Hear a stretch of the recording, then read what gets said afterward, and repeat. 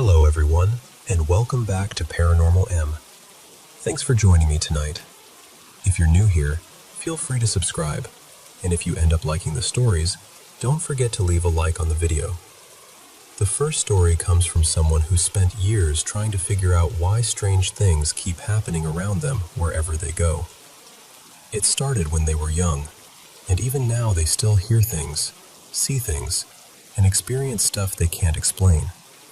It's a really interesting one, so let's get started.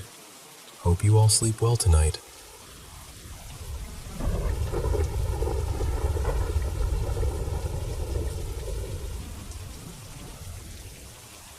I've been turning something over in my mind, and I want to tell you about it honestly, because I still do not fully understand it myself. You know how people always talk about haunted houses, haunted hotels, haunted old buildings? I keep wondering whether sometimes it is not the place at all, whether a person can be the one carrying it. Not in a dramatic movie sense, not like something is living inside them, but more like certain people seem to move through life with strange things trailing close behind. The reason I ask is because of my own experiences. Ever since I was little, I've had moments that I cannot explain away. I've heard voices when no one was there, quiet murmurs and whispers that felt close enough to answer back to. I've seen people, actual human figures, not just shadows in the corner of my eye. I've watched objects end up in different places even when I had not left the room. Sometimes a strong scent will suddenly appear right beside me. Perfume, smoke, something sharp and unfamiliar, then vanish as quickly as it came.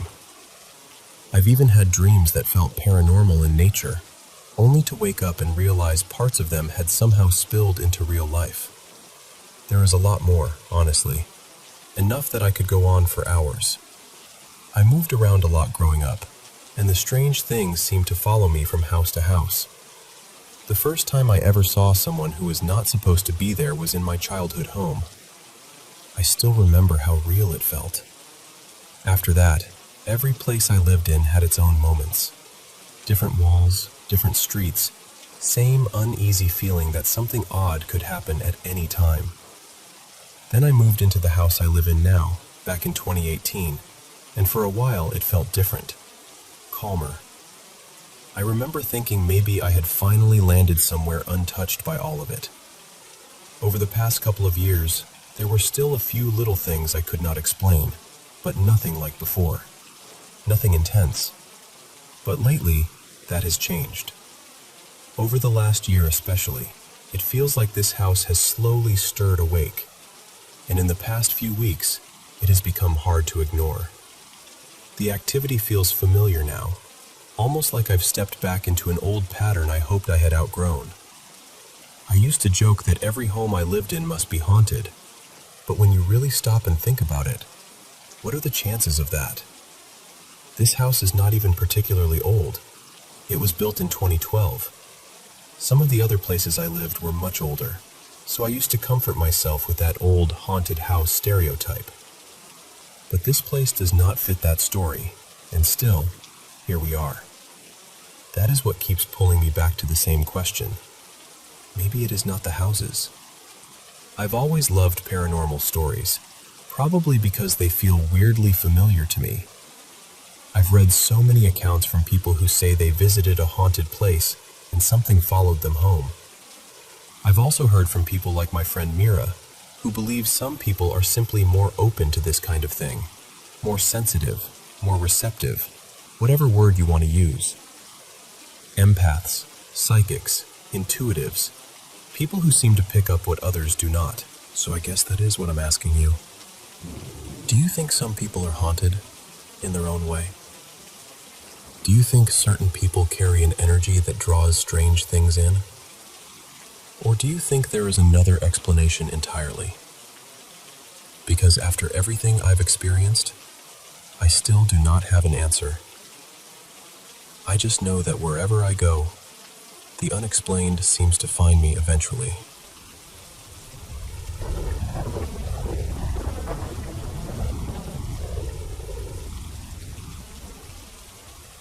A couple of weeks ago, something happened that I still can't make sense of. I live right next door to my sister, and one evening she went out with her partner for her birthday. My younger sister was looking after the kids that night. She'd picked them up, brought them back, and when she pulled into the driveway, I noticed they were all just standing outside instead of going in. So I stepped out to see what was going on. My family has always loved anything to do with space, and it was one of those really clear nights where the sky just seemed wide open. My younger sister was pointing out constellations to my niece, who's 8, and my nephew, who's 5. She was also showing them satellites moving across the sky. It was such a lovely little moment, so I stayed out there with them for a while. And just to be clear, none of them had gone into the house yet. While we were all standing there looking up, I suddenly heard a few high-pitched meows. My sister's kitten is called Milo, and I know his meow straight away. So I said to my niece, "I can hear Milo. He's not outside, is he? He's not supposed to be out here." She looked up toward the house, paused for a second, and then pointed to the upstairs window and said, "He's in the window." And honestly, there he was, sitting right on the upstairs bedroom windowsill. Clear as day, I could see him. My niece could see him. Then my nephew came over when he realized we were all staring at something, and he pointed up too and said he could see Milo. My younger sister looked up as well, heard the meowing, and joked that he must want to come outside and look at the stars with us.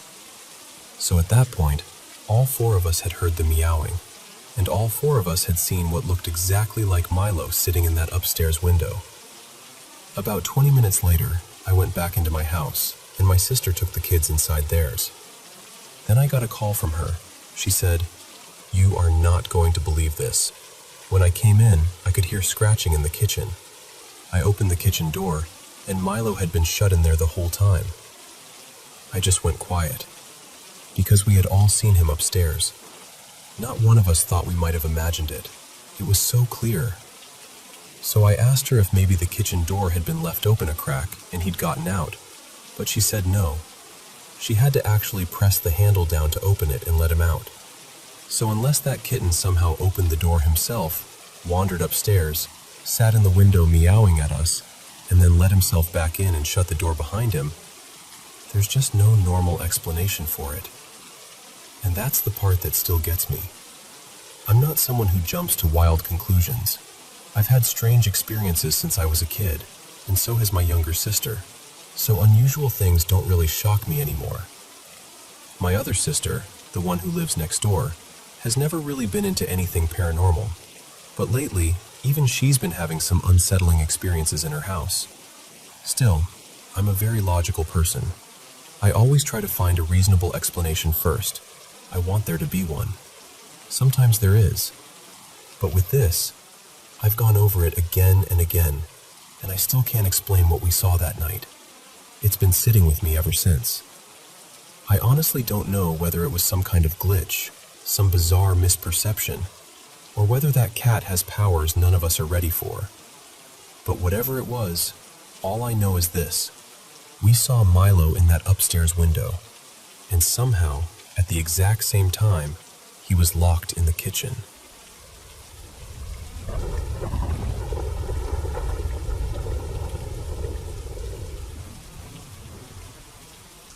I've been carrying a lot lately, and I think that's where this story really starts. You know how sometimes life doesn't just hand you one hard thing? It drops a whole armful of them in your lap at once? That's kind of where I've been. A few weeks ago, my mother-in-law took a bad fall and hurt her back. Then, not long after that, a close friend of my husband and brother-in-law passed away. It's been heavy. Really heavy. So through all of that, Wyeth, who's been with me since I was about 5, and Tomas, his brother, have been doing everything they can to keep me from sinking too far into the sadness. And their preferred method, apparently, is being absolute clowns. Their favorite thing to do is make faces at people who overstay their welcome, or throw in little running commentary while we're trying to watch something. Just enough to break the tension. Just enough to make me want to laugh when I probably shouldn't. One day, my mother-in-law's sister came by to visit after the fall. Now, I don't personally have anything against her, but she clearly decided a while back that she doesn't care for me. That's her business. I'm not losing sleep over it. But she came in talking and talking and talking, mostly about herself. Her husband had passed a few months earlier, and she kept saying she couldn't bear to lose my mother-in-law too. And yes, I understood the grief in that. I did. But then she veered off into a long story about needing repairs done on her roof, something about mice in the attic, and then, out of nowhere, she started talking about the ghosts in her house being noisy and how she'd had to tell them to settle down. That part nearly got me, because I've been to her house. She does have spirits around her, sure. Most people do. But in her case, most of them are old pets she won't let go of, or pieces of people she just refuses to let rest. So no, it wasn't exactly some haunted house emergency. While she was saying all this, everybody else was trying to stay polite and serious, and there were Wyeth and Tomas standing beside her, pulling faces like children in the back pew of a church. Hand motions, exaggerated expressions, the whole bit, just doing their best to crack me. And somehow I held it together. But then she said she could see and hear ghosts. The second those words left her mouth, Wyeth and Tomas just lost patience completely. They got right up near her, yelling, waving, making a full spectacle of themselves. If she really could see and hear them, she had every opportunity in the world to prove it right there. She never reacted. So, in my opinion, she can't see or hear a thing. And that only confirmed what I already suspected, because if she truly could, then her husband would have had no trouble getting her attention. Instead, he's had to keep trying to reach someone who actually can hear him. And yes, I can. No, I'm not telling her. There are a couple reasons for that. First, after my husband's grandmother died, she and another sister sent my mother-in-law and her sons a cruel letter. I never read it myself, because my husband knows me well enough to worry about exactly how I'd respond. And honestly, that's fair. But I know enough to know it was ugly, and I know my name was in it too. Second, she has gone out of her way to pretend she never knew I'm pagan. She acted shocked when it came up, like it was some alarming new discovery, and tried to make my mother-in-law uneasy about me because of it. Well, Wyeth took that personally, and because Wyeth is exactly who he is, he decided that if she was going to play dumb and act like she never knew, then he was going to start dropping in at her house from time to time and stirring things up a little. Nothing too wild, just enough to rattle the air and keep things interesting. Then Tomas found out why, and naturally, he joined in. And the funniest part is, neither of them has ever been thrown out or driven off. Not by her, not by any spiritual force, not by anything in that house. According to them, she never reacts, not to them, and not even to the spirits that are actually there. So yes, I know it's petty, but I'd be lying to you if I said watching them mess with her doesn't make me laugh.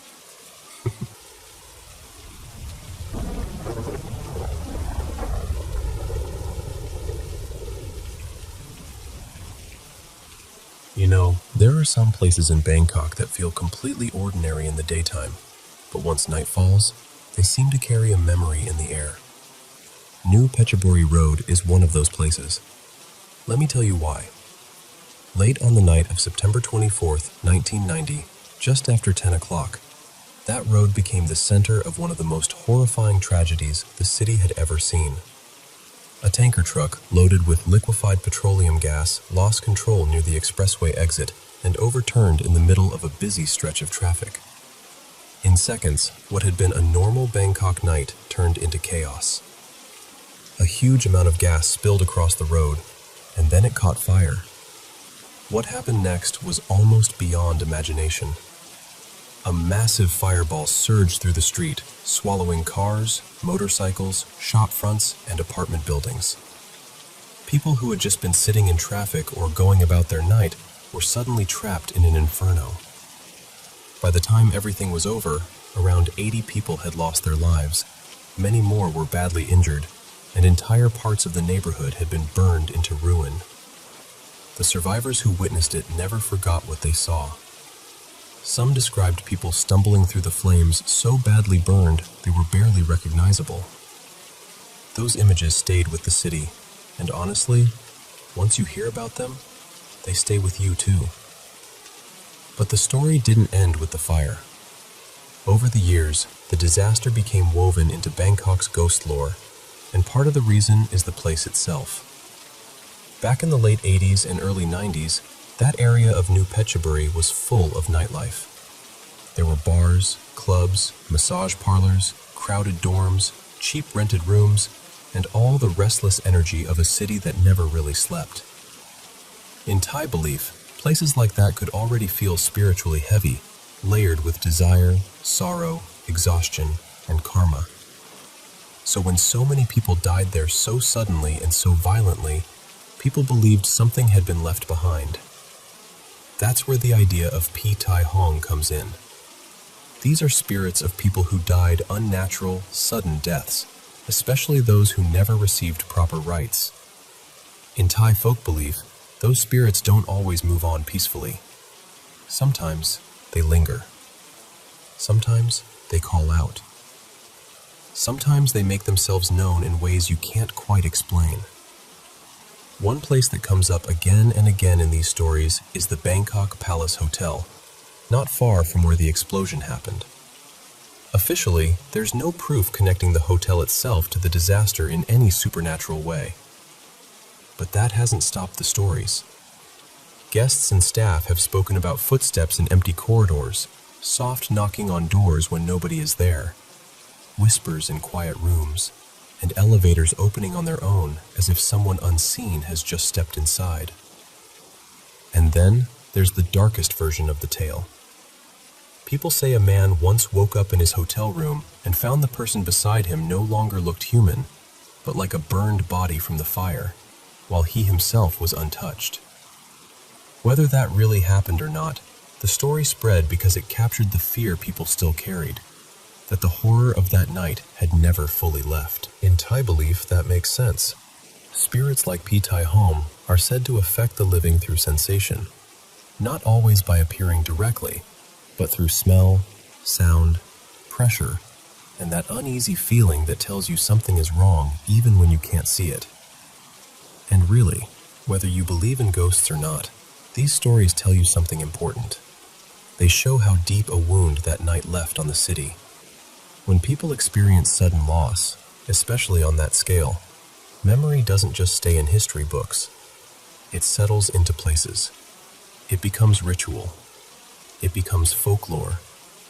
It becomes the kind of story people whisper to each other when passing through after dark. That's why, even years later, people still make offerings, say prayers, and hold ceremonies for the dead. In Thai tradition, those acts matter. They help guide the spirits, yes, but they also help the living carry grief with respect. It's part comfort, part faith, and part responsibility to those who were taken too suddenly.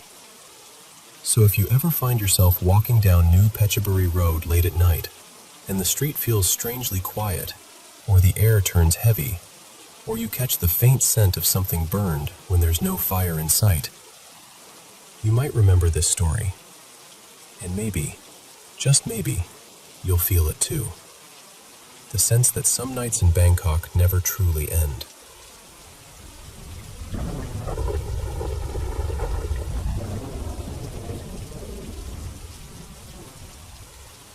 You know, if you walk through Causeway Bay today, it feels like pure motion. Neon, traffic, people everywhere, every corner humming with life. It is hard to imagine that one of the district's strangest stories began with something as ordinary as a marble wall.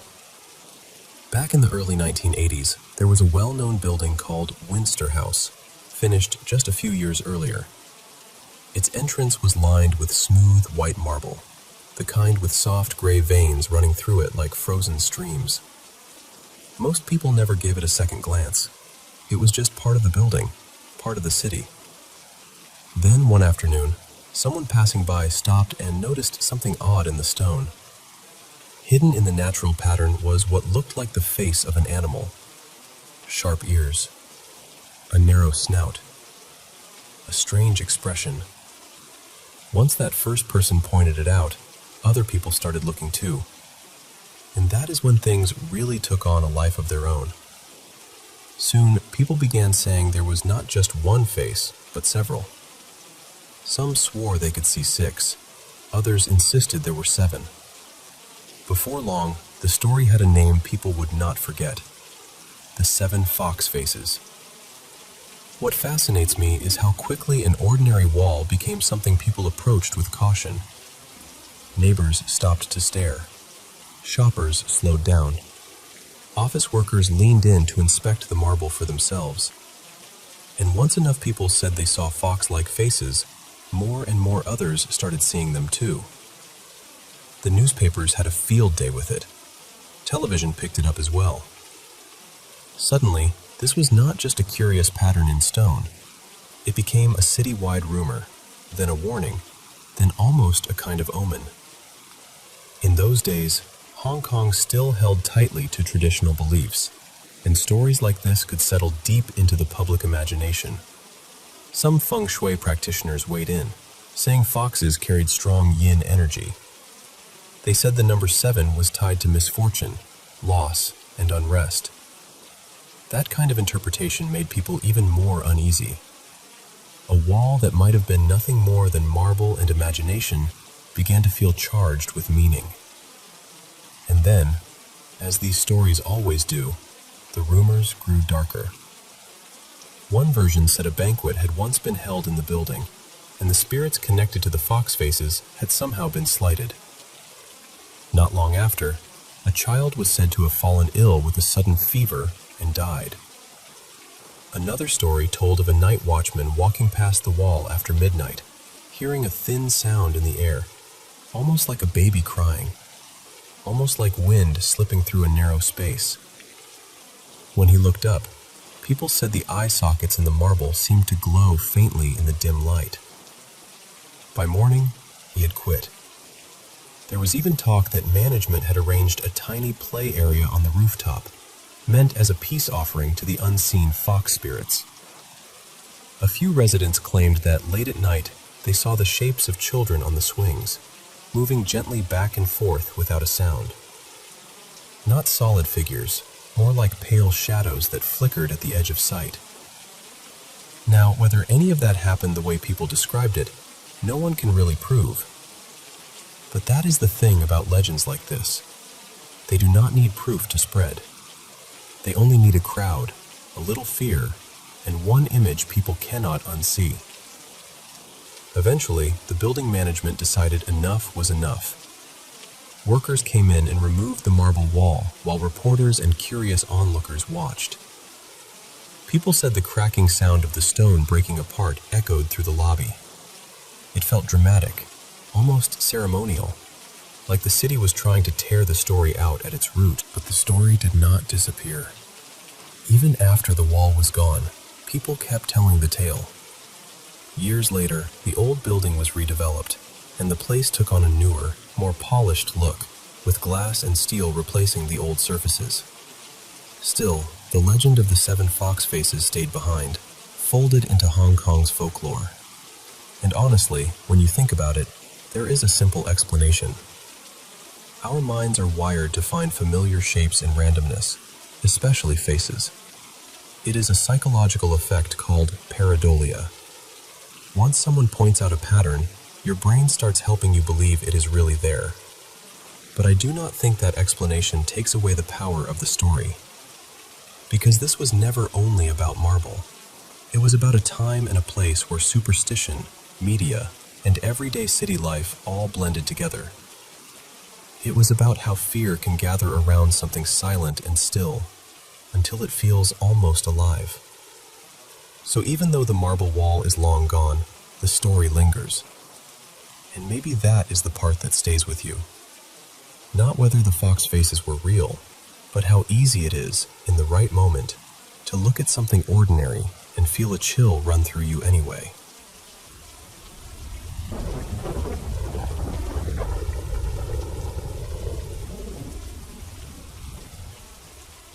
You know, years ago, back through the late 1980s and into the 1990s, a few friends and I used to head down to the entrance at Lake Illawarra, near Windang, for all-night fishing trips. It was a bit of a ritual for us. We'd drive down from our side of town, set ourselves up near the water, throw in a line, crack open a few drinks, and stay out there until dawn. It's a beautiful spot, but it always carried a strange reputation.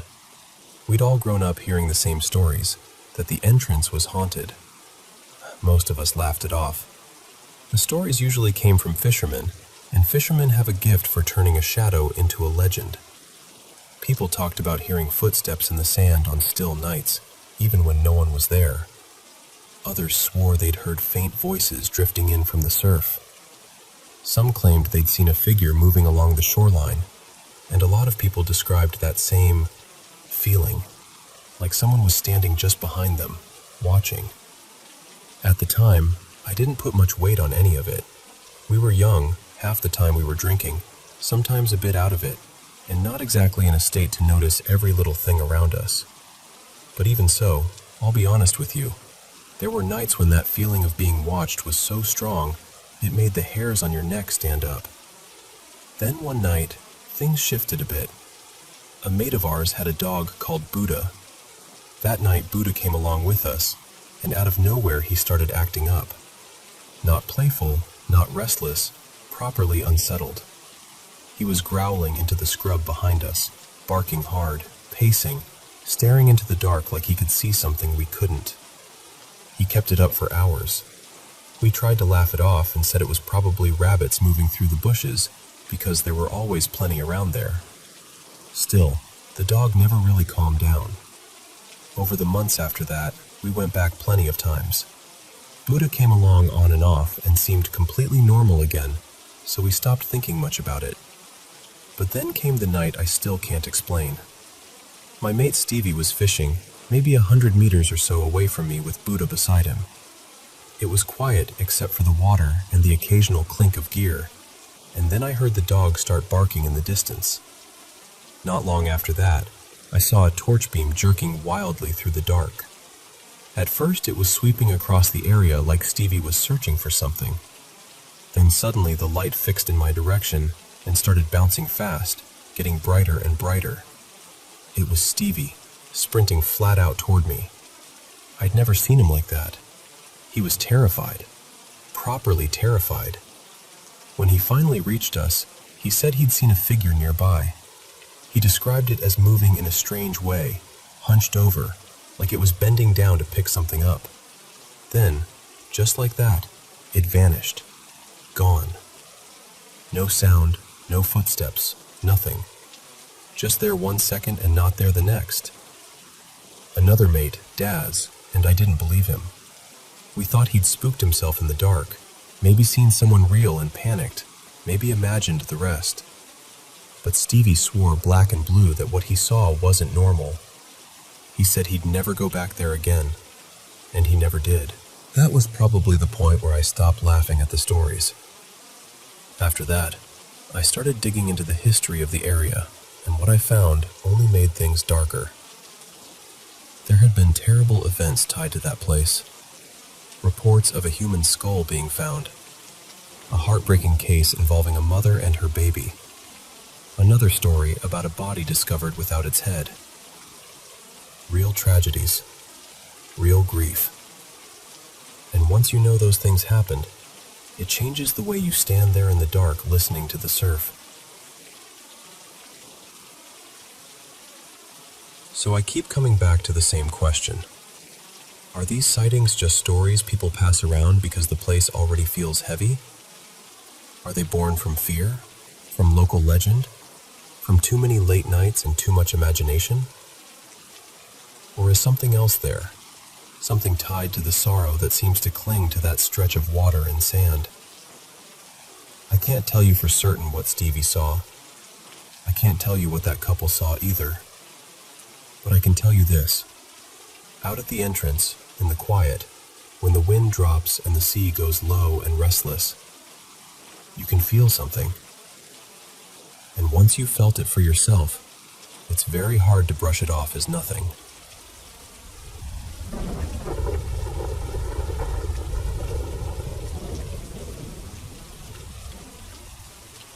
I want to tell you about a place that stayed with me for years, a stretch of land people know as the Crimson Mile. I first came across it while digging through old local history, and from that moment, I couldn't let it go. The more I learned, the more it felt like this place was holding on to something heavy, something unsettled. Over time, I kept returning there, usually on my own. In the daylight, it can seem almost harmless at first, quiet, still. But even then, I've caught things that never sat right with me. More than once, I've seen a dark figure standing far off along the path, just still, watching. And every single time, the moment I blink or try to focus, it's gone. Other times, it seems to slip between the trees, as if it knows I can feel it there. The spot I'm talking about is where the old Minamura railway station once stood, near the original gates of Dunmore House. Long ago, that station was built for the wealthy Fuller family, who lived nearby, and it operated from the 1870s until the early 1940s. The footpath there now used to be the original road, and the railway line still runs close beside it. One day, while I was taking photos, I noticed something in the distance near a little bridge by the water. It looked like a black figure standing there. I'd seen that same shape before, but that was the first time I ever managed to catch it on camera. Not long after, I took another photo, and there it was again, this time deeper in the trees, almost like it was following me. Sometimes it looks like it's wrapped in a dark cloak. Sometimes it's just a shape, but it always feels aware. There's also an old bench seat near the path, and I have to be honest with you, that place gives me a dreadful feeling. Sitting there alone, especially as evening closes in, is like waiting for something you can't see to move closer. The sounds from the bush seem to change after dark. Every creak, every rustle starts to feel personal. What makes it worse is the history tied to that exact area. So many people lost their lives near the gates of Dunmore House and the old station. There were suicides, fatal accidents, gruesome discoveries, and sudden deaths stretching across decades. Even after the station was abandoned and moved farther south, and even after the gates were relocated to make way for the newer road, tragedies seemed to keep finding that same ground. One story that never left me was about a family driving home from a holiday along the south coast. Just past the bridge near the gates, their car struck the back of a truck carrying protruding logs. The mother was killed instantly in a horrifying way, right in front of her husband and children. And as if that wasn't cruel enough, more heartbreak followed that family in the years after. It's one of those stories that clings to the air when you stand there. Then there are the stranger accounts. People have long claimed they heard a baby crying in the middle of the night along that road. I used to dismiss that, until I uncovered an older tragedy from 1916. A woman named Mrs. Lambert was riding home in a horse and buggy when it jolted violently near the gates. She was thrown clear, but the baby in her arms was flung onto the roadside and killed. After learning that, those stories didn't sound so easy to laugh off anymore. And it isn't only the dark figure. Some people, myself included, have sensed something else there, something shapeless, almost like a drifting black mass. Not always fully seen, more felt than anything. It leaves you drained, dizzy, strangely hollow, as though the place itself is pulling energy straight out of you. So when I walk that path now, camera in hand, I don't just feel like I'm exploring local history. I feel like I'm stepping into a place where the past never really settled. A place that still watches, still remembers. And honestly, once you know what happened there, you start to wonder what else is still waiting in the dark.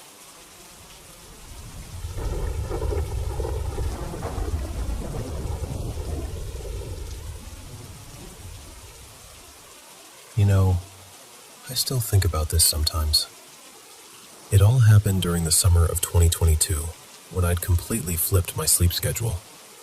Since school was out, I was up all night and sleeping half the day like a full-time creature of darkness. Most nights I'd leave my room and hang out in the living room because my older brother was staying with us then, along with his girlfriend and their little boy, so the bedroom was crowded and I needed some air. At first, it was small stuff. Strange stuff, but small. We had these dark fluorescent grow lights for my mom's plants, and at night, those lights would start flickering. The kitchen light would do it too. Sometimes they'd dim, sometimes they'd cut off, sometimes they just refused to come back on right away. And sure, you can explain that away. Old house, old wiring, whatever. Then my nephew's toys started going off on their own. And I don't mean one toy making a little random sound once. I mean toys making noise when nobody was touching them, sometimes when they weren't even switched on. Still, even then, I tried to stay reasonable. I told myself there had to be some normal explanation. Batteries, faulty wiring, coincidence. All of that mostly happened at night too, usually somewhere between 8 p.m. and 5 in the morning. But then came the moment that really settled it in my mind. It was early June, around 3:56 in the morning. I got up to use the bathroom while everybody else was asleep. My mom, my little sister, my older brother, his girlfriend, and my nephew. Now, there are two things that matter here. First, the floors in that old house were ridiculously creaky.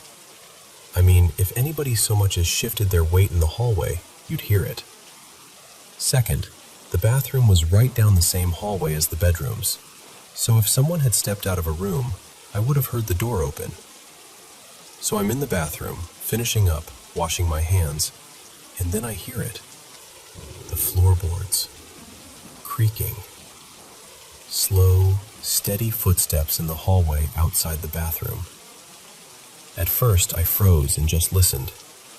It sounded like someone pacing back and forth, up and down the hall, like they were waiting for me to come out. And that was what made it so wrong. If it had been anybody in my family, I would have heard their bedroom door. And honestly, somebody would have already knocked, tried the handle, or called out. We were not exactly a respect privacy at all costs type of household. But this thing didn't do any of that. It just kept pacing, back and forth, back and forth. I stood there staring at the door, listening, trying to make sense of it. Then finally, I reached for the doorknob. And the second my hand touched it, the pacing stopped. Not slowed down, not faded. Stopped.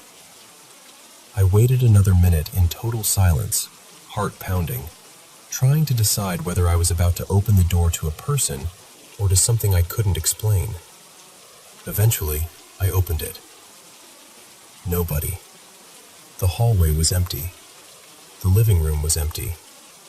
I looked into the bedrooms, and everyone was still asleep. I checked the kitchen too, turned lights on, looked around, and there was absolutely no one there. And this is where I made a mistake. Trying to act tough, or maybe just trying not to admit I was scared, I said out loud, kind of joking, that whatever it was needed to leave, and that it didn't belong there. Real brave, right? So I turned the lights back off and started heading toward the hallway.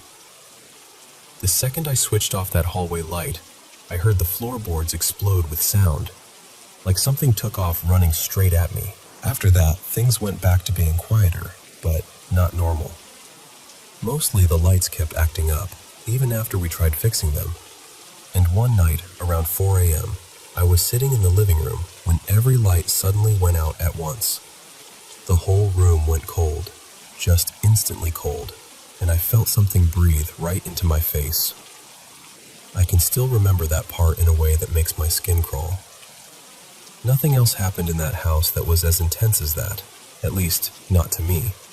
But those weren't my only experiences. Truthfully, a lot of my family has had moments we can't explain. This was just one cluster of encounters from 2022 that stuck with me more than most. And I'll be honest with you, those experiences changed how I look at the world. I'm not especially religious, and I still think skepticism matters. I think you should question things. You should look for the logical answer first. But after nights like that, I just can't completely dismiss things people call impossible. To me, it feels less like that can't exist, and more like maybe most of us are just lucky enough not to cross paths with it. Anyway, that's the story. And if you've ever had something happen that you still can't explain, trust me, I'd believe you enough to listen.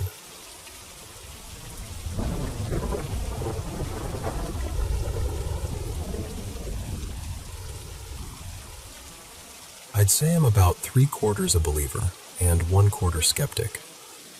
There have been a handful of things in my life that pulled me toward believing, even though, if I'm being honest, every one of them could probably be explained away somehow.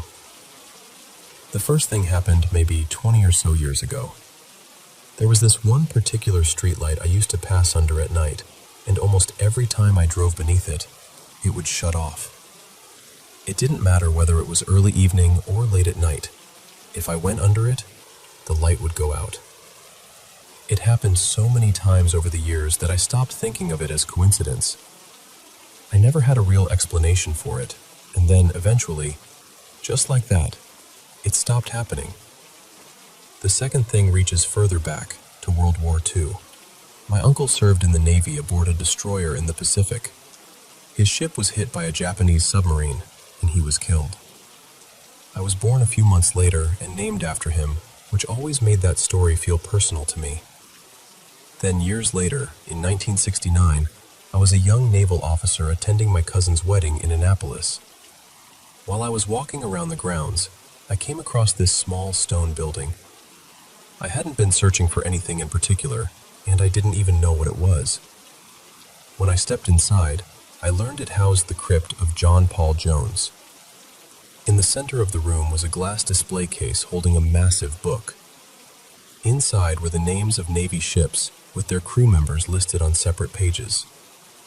Each day, they'd open the case, turn a page, and honor a different ship and crew for the next 24 hours. Since there were so many pages, it took years before the cycle started over again. And on the exact day I happened to wander in there, the ship being honored was my uncle's ship. His name was right there on the page. Was that a sign? I honestly don't know, but it stayed with me. The third thing happened after my mother died in 2000. About 3 months later, I was sitting on the front steps of my house when 2 snowy owls appeared in my yard.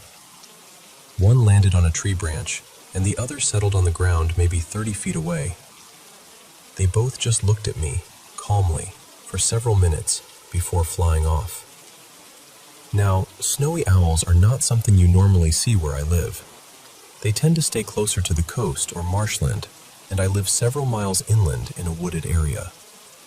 I'd been living in that house for decades, and that was the only time I ever saw snowy owls there, or anywhere nearby for that matter. What made it feel even stranger was that my mother had been an identical twin, and my aunt had died many years before she did. So of course the thought crossed my mind. Was that the two of them, stopping by together? I can't prove that, and I know how that sounds, but it's hard not to wonder. The fourth thing happened after my son-in-law died from cancer. A few months later, I was at my daughter's house helping her clean up. I was down in the garage, which sits under the house, and I had gone in through one of those lightweight hollow doors. I remember clearly closing it behind me.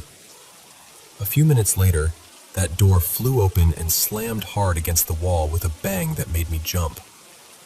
No one else was in the house, and there wasn't any wind that could have done it. That one really got to me. So that's where I am. I want to believe, but I'm still cautious. I still question everything. At the same time, when enough moments pile up in a life, you start to feel like maybe they're not all random. Maybe they don't prove anything outright, but together they make it harder to dismiss it all. So I remain skeptical, but I'm leaning a little more toward belief than I used to be.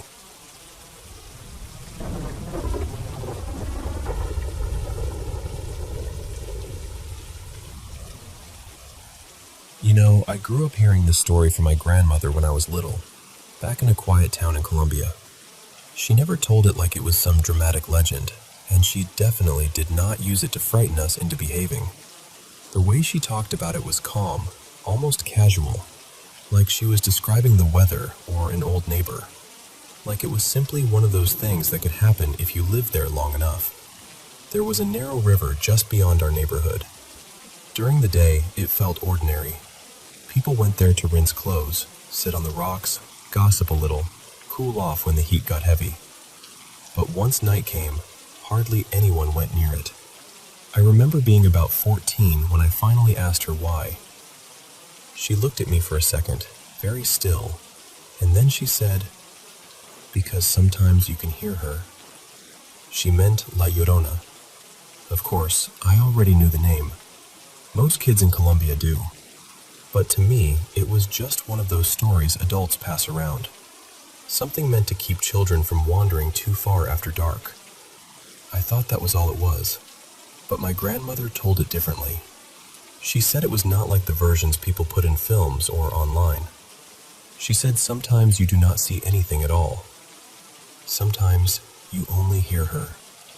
She told me that when she was younger, maybe 16 or 17, she and her cousin had been walking home after spending the evening at a friend's house. It was late, and the road near the river was dim because the streetlights never really reached that stretch. At first, everything felt normal. Quiet, but normal. Then they heard someone crying. Not loud, not sharp, just this low, distant sound, like someone sobbing somewhere in the dark. Her cousin stopped first and asked, "Do you hear that too?"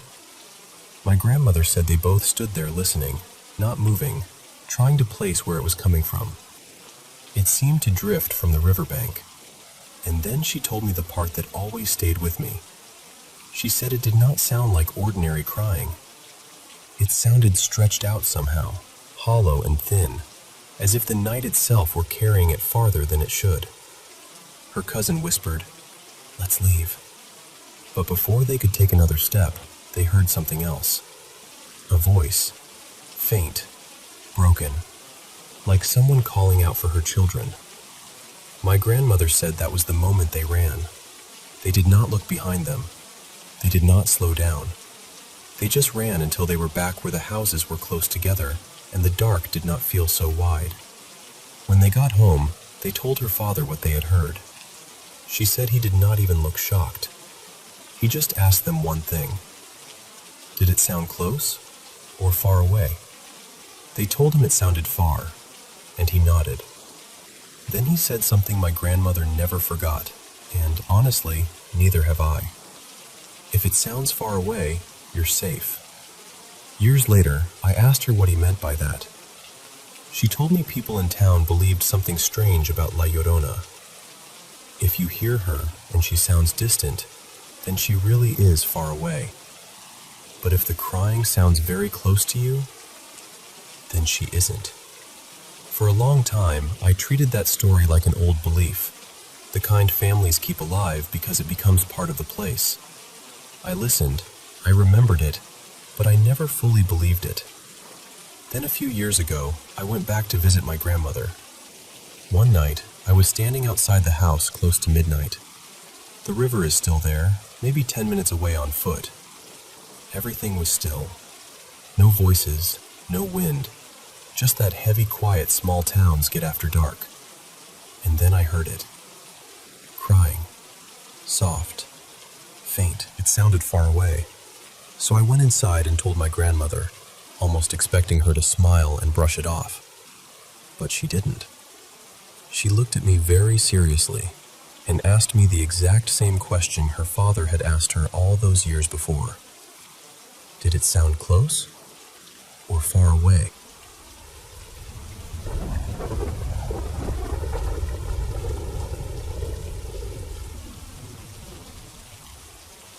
I want to tell you something that changed me completely. For most of my life, I didn't believe in anything paranormal. I used to call myself an atheist, and I brushed off stories about ghosts, spirits, or strange encounters as fear, superstition, or people letting their imagination run wild. That was who I was. Until one night when I was 16. I was asleep in my room, alone, like any normal night. I had drifted off lying partly on my side, with my body turned awkwardly toward the ceiling. Then I suddenly woke up. The moment my eyes opened, I saw someone standing in my room. He was near the foot of my bed, off to my right side, just standing there and staring directly at me. My room was this figure that's the part I can never explain. It was like his shape swallowed up what little light was there. I could clearly make out a tall silhouette, and what stood out most was that he was wearing a hat. I know how ridiculous that sounds when you say it out loud. People hear that part and either laugh or stop taking you seriously.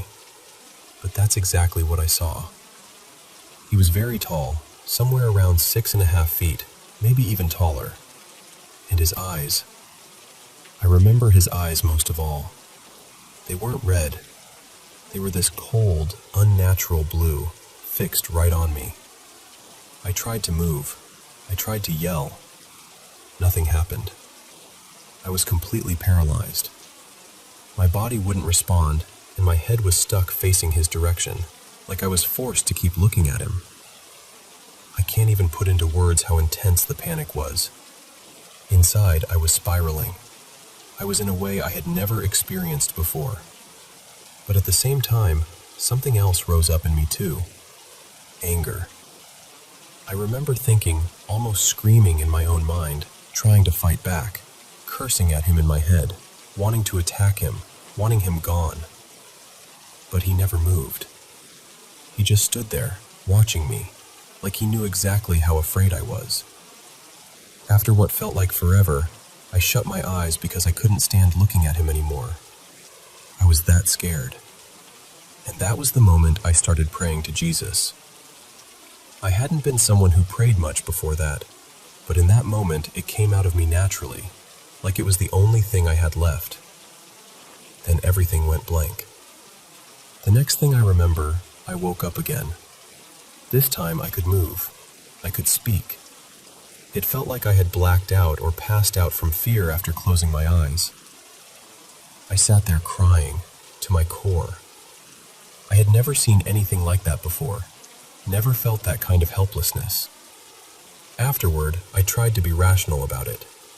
I told myself it had to be a nightmare. That's what any reasonable person would do, right? I kept trying to explain it away. But deep down, I knew what bothered me most. I didn't feel like I had been dreaming. I felt awake, fully awake. I remember my eyes being open. I remember the room. I remember him. That experience stayed with me. It haunted me for a long time. I felt like I was losing my mind trying to make sense of it. Eventually, I searched online just to see if anyone had ever described something similar. And that's when things got even stranger. I found story after story from people describing the same figure. A tall, dark man wearing a hat, standing and watching them, often during moments of paralysis. Some people even had a name for him, the Hat Man. Reading that shook me. Part of me felt relieved that I wasn't alone, that I hadn't just invented something out of nowhere. But another part of me was deeply unsettled, because it seemed to confirm that what I saw wasn't just some private nightmare. Other people had seen him too. I've never seen him again since that night, and I hope I never do. But ever since then, I pray before I go to sleep. Every night.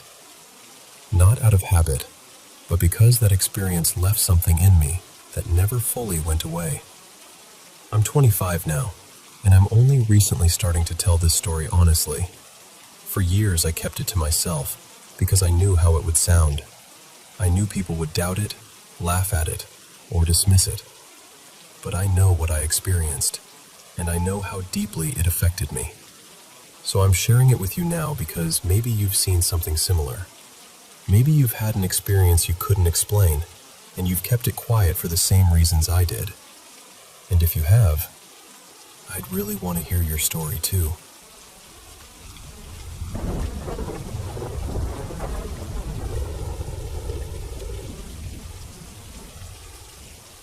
Let me tell you about something that happened when I was a kid, back in 2003, right after my family moved into this house, in a quiet suburban neighborhood where every place looked almost identical. The house itself wasn't especially old, maybe 15 or 20 years at most, nothing with some grand haunted history attached to it. And honestly, at the time, it just felt like another house. We only lived there for less than a year before my parents separated and we moved again. What I remember most from those first months is that we had this little family routine. We'd all sit down together and watch American Idol. That probably sounds small, but for us, doing anything all together like that was actually kind of rare, so I really looked forward to it. My dad was rooting hard for Clay. My mom was completely on Ruben's side, and my younger sister Maya and I didn't really care who won. We were mostly just happy to be there, sharing the moment. Most evenings had the same rhythm.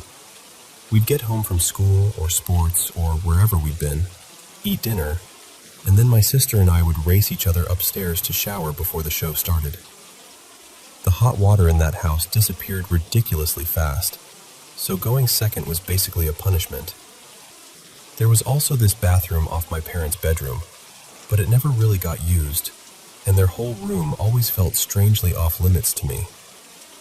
Not scary exactly, just unsettling in that way certain parts of a house can be when you're a kid. One night after dinner, instead of going our separate ways, we were all hanging out in the living room. I was perched on the end of the couch near the front hall, where I could see straight into the kitchen, the staircase, and the front door. My sister was in the kitchen getting herself a drink when my mom said, "All right, if you two want to watch Idol, go shower and get your pajamas on now before it starts." The second my mom said that, I heard Maya set her cup down and bolt for the stairs.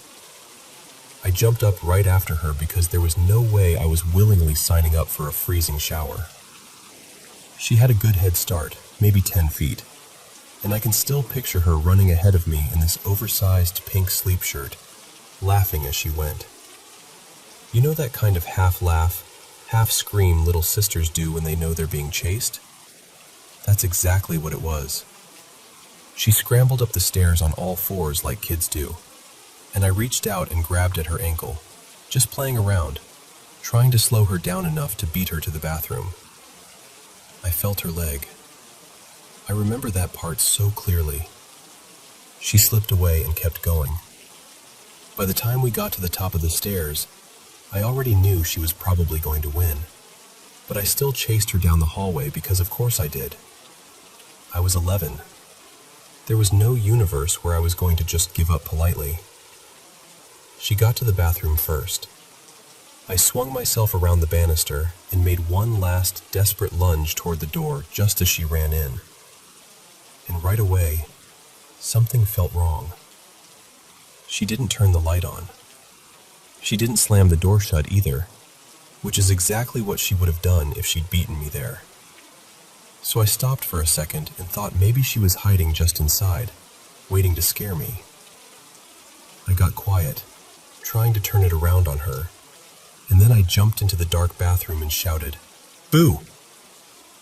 But she wasn't there. I turned back, convinced I had to be missing something. And then, while I was standing there trying to make sense of it, my mom called upstairs asking whether I was going to shower or not, because Maya didn't want to miss the beginning of the episode. I stepped down a couple of stairs until I could see the living room. And there she was, sitting on the floor in front of the TV like she'd been there the whole time. I didn't say anything. I just took my shower and went on with the night like nothing had happened. Even then, I think some part of me just refused to deal with it. But I've never forgotten it. What sticks with me most isn't just the image of her running ahead of me. It's the physical feeling of it. Grabbing her ankle, hearing her laugh. The whole thing felt completely real, solid, ordinary, until suddenly it wasn't. Now, years later, I still go back and forth about it. Maybe it was some incredibly vivid childhood dream that got tangled up with real memories. Maybe it was a hallucination. Maybe my brain stitched together pieces of different nights and turned them into one story. Honestly, that's probably the most reasonable explanation. But even now, with all my skepticism, it still feels real to me in a way that's hard to explain. The strange part is, I don't remember being scared. Not then. Just confused. Deeply, weirdly disoriented. Like reality had skipped for half a second, and I was the only one who noticed. Looking back on it now, that memory still sends a chill up the back of my neck. And I still can't fully explain why.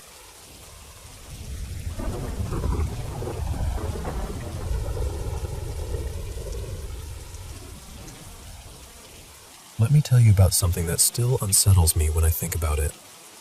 In late 2024, 2 of my closest friends were getting married, and because I was in the wedding party, I helped plan a shared bachelorette trip for them. We decided to spend the weekend near a Connecticut aquarium that meant a lot to them, since it was close to where they'd gotten engaged. There were 7 of us altogether, me and my partner, the 2 brides, their 2 maids of honor, and 1 more close friend. Because everyone was driving in from different places, I rented this beautiful old house near the water. It had a wide porch, a couple of big bathrooms, and that cozy mix of historic charm with modern updates. I'm not going to share where it was, just out of respect for the owner. The first day was honestly perfect. We took pictures outside by the river, wandered through shops, had dinner at this wonderful little Italian place, and ended the night back at the house playing party games and laughing ourselves silly. Everybody eventually drifted off to bed. The brides took 1 room upstairs. The maids of honor shared the room across from them. My partner and I stayed in the downstairs bedroom, and our other friend slept on a futon in the enclosed porch. The strange part started the next morning. I'd slept deeply, which almost never happens for me. I'm usually the kind of person who wakes up at every little sound, even in my own home. The bride seemed totally normal too, but the other 4 people in our group looked off. Quiet, drained, uneasy. At first I thought maybe it was just from the night before, except that didn't really fit. One of them hadn't been drinking at all, and my partner never overdoes it. Something else was clearly wrong. Nobody wanted to say it out loud. Not at first. The brides went upstairs after breakfast, and once they were out of earshot, I pulled the others together and said, basically, "Please, just tell me what happened." I knew they didn't want to ruin the trip, but we needed to be honest with each other. One of the maids of honor finally spoke up. She said she'd fallen asleep easily enough, but all night she'd had these awful dreams. In one of them, she was sitting at the kitchen island, and from there, she could see the doorway to the pantry. She said there were children there, peeking around the frame and watching her. One of them was an older boy, maybe around 10, pale, with dark hair cut short around his face. The others were younger, around 6 or 7, a boy and a girl. What terrified her most was their eyes. Not dark eyes. Completely black eyes. She said they never threatened her, never came toward her, never said a word, but she knew in the dream that they weren't living children. She felt certain they were dead, and that they had been dead for a very long time. Then the other maid of honor said she dreamed about children too. She hadn't seen them clearly, but she heard them. In her dream, their voices were coming through the heating vent along the kitchen wall near the pantry. She couldn't make out exact words, just the sound of multiple children trying to reach her. That frightened her enough on its own. Then our friend from the porch admitted they'd dreamed about children too, only theirs were outside in the backyard behind the house. They said it was more like sensing them than really interacting with them, like the children were there but keeping their distance. And then there was my partner. He was reluctant to talk, which immediately made me nervous, because he's usually very open with me. He finally admitted he'd had dreams about the same children too, but I could tell he was holding something back. Later, when we were alone in our room, he told me the rest. Hearing that absolutely broke my heart. By then, all of us had agreed not to tell the brides. It was their weekend, and we didn't want to put fear or sadness into something that was supposed to be joyful. We only had one more stretch of time in the house before leaving for the day anyway, and nobody was going back to sleep there. Before we left, my partner hung back for a moment inside the house alone. Later he told me he'd spoken quietly toward the pantry, just in case anything was really there. He told the children they didn't have to stay, that whoever had hurt them couldn't control them anymore, that they could leave. We never experienced anything else after that. We left later that afternoon and didn't spend another night there. Since then, I've looked into old cases in that part of Connecticut. I've found stories about missing children, murdered children, tragedies that make your stomach drop. But I've never found anything that matches exactly what everyone described. Not 3 children together, not connected clearly to that house, not anything solid enough to explain what happened. And honestly, that leaves me with the part that scares me most. Maybe those children were real, and somehow 4 people brushed up against the same piece of pain in that house. But if they weren't real, if no such crime ever happened there, then what was it that reached into all those dreams and told the same story in almost the same way? What could create something that consistent, that vivid, across that many people at once? That's the question I still can't shake.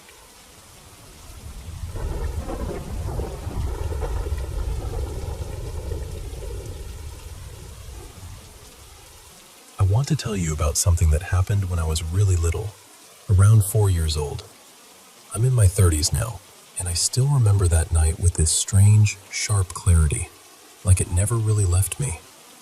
There were a lot of unsettling things that happened in that house, but this was the moment that cracked everything open.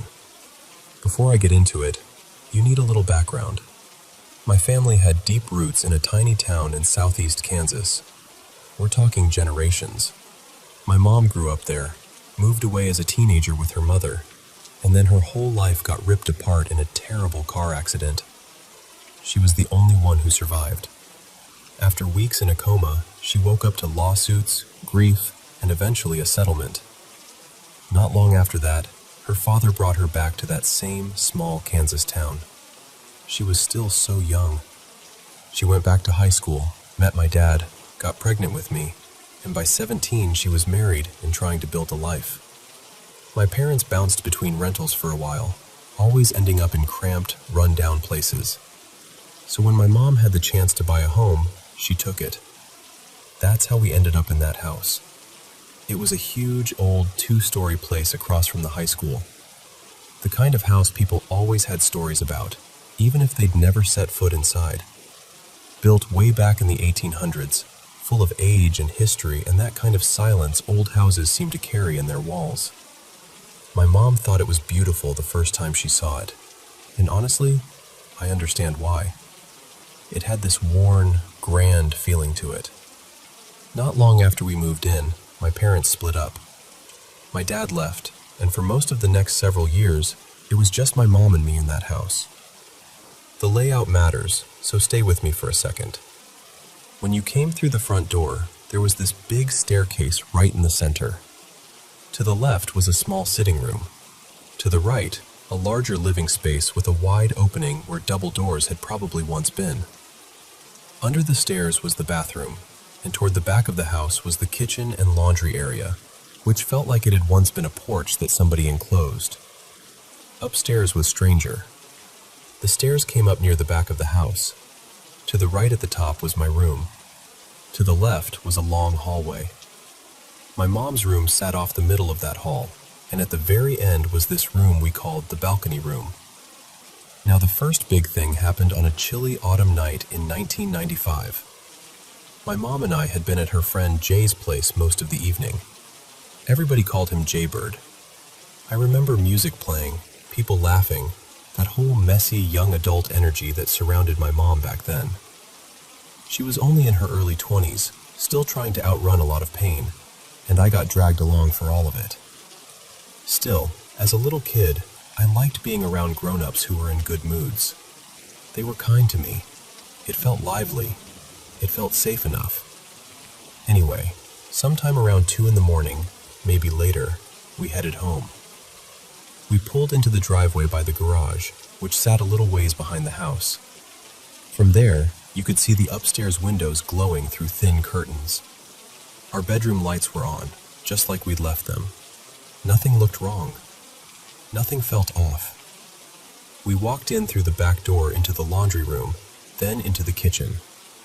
The light from the front living room was spilling faintly through the house. And then we heard it. Footsteps. Heavy ones.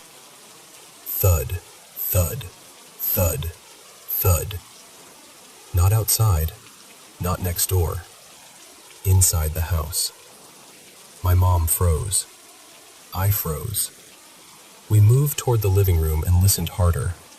She called out, "Hello?" Nothing. Just footsteps. My mom called again, louder this time. "Who's up there?" No answer. The footsteps got harder, heavier. They weren't just steps anymore. They were stomps. In an old house, you don't just hear something like that. You feel it. The floor itself carried it down into your legs. Then my mom shouted one last time, and suddenly the stomping stopped. Just stopped. For half a breath, everything was still. Then whatever was upstairs started coming toward us. I felt it move down the hallway, then onto the staircase. Fast. Stomp, stomp, stomp. Closer and closer, pounding down those stairs like someone was about to burst into view. My mom and I were just rooted there, staring into the darkness, waiting for somebody, anybody, to appear. The stomping came all the way down to the bottom step, and there was nothing there. Nothing. I still remember the shape of that emptiness, that awful empty space where someone should have been. Then the stomping turned and ran back up the stairs, around the landing, and down the hall again. That snapped my mom out of it. She grabbed me, ran out the back door, and carried me to the car so fast I could barely breathe. We drove straight back to Jaybird's place. When my mom told him what happened, he didn't believe her. He thought someone was messing with us. But she begged him to come back and see for himself, so he did. This time we parked in front and went through the front door. The second we stepped inside and reached the foot of the stairs, we heard it again. The same stomping. Jaybird tried to explain it away. Said somebody must have climbed in through a window, that maybe there was a ladder outside. So we all went around the house checking. There was no ladder, no broken window, no sign anyone had gotten in. We went back inside, and once again the stomping came down the stairs, all the way to the bottom, stopping right in front of us where nothing stood. That was enough for him. He ushered us out and told us we were staying at his place for the night. The next morning we came back in daylight. Sunlight filled the upstairs hallway, and everything looked completely normal. Nothing had been moved. No signs of a break-in. No explanation waiting for us in the morning. After that, Jaybird didn't come around much. My mom and I talked about that night for a little while, but not for long. After a while, she started brushing it off, pretending it was a joke, or that we must have misunderstood what happened. I think she was scared in a way she didn't know how to talk about, and instead of facing it, she buried it. Years later, long after we left that house, she finally admitted to me that she believed it had been haunted all along. But at the time, she denied everything. That became its own kind of wound. As I got older, the story followed me. I was already the odd kid at school. Quiet, awkward, more interested in music and weird little hobbies than sports or fitting in. And one day, when some kid asked if they could sleep over at my house, I answered without thinking, Sure, but my house is haunted. You can imagine how that went. By the end of the day, everybody knew. By the next day, adults knew. Suddenly, people weren't just whispering that I was weird. They were wondering what was wrong with me.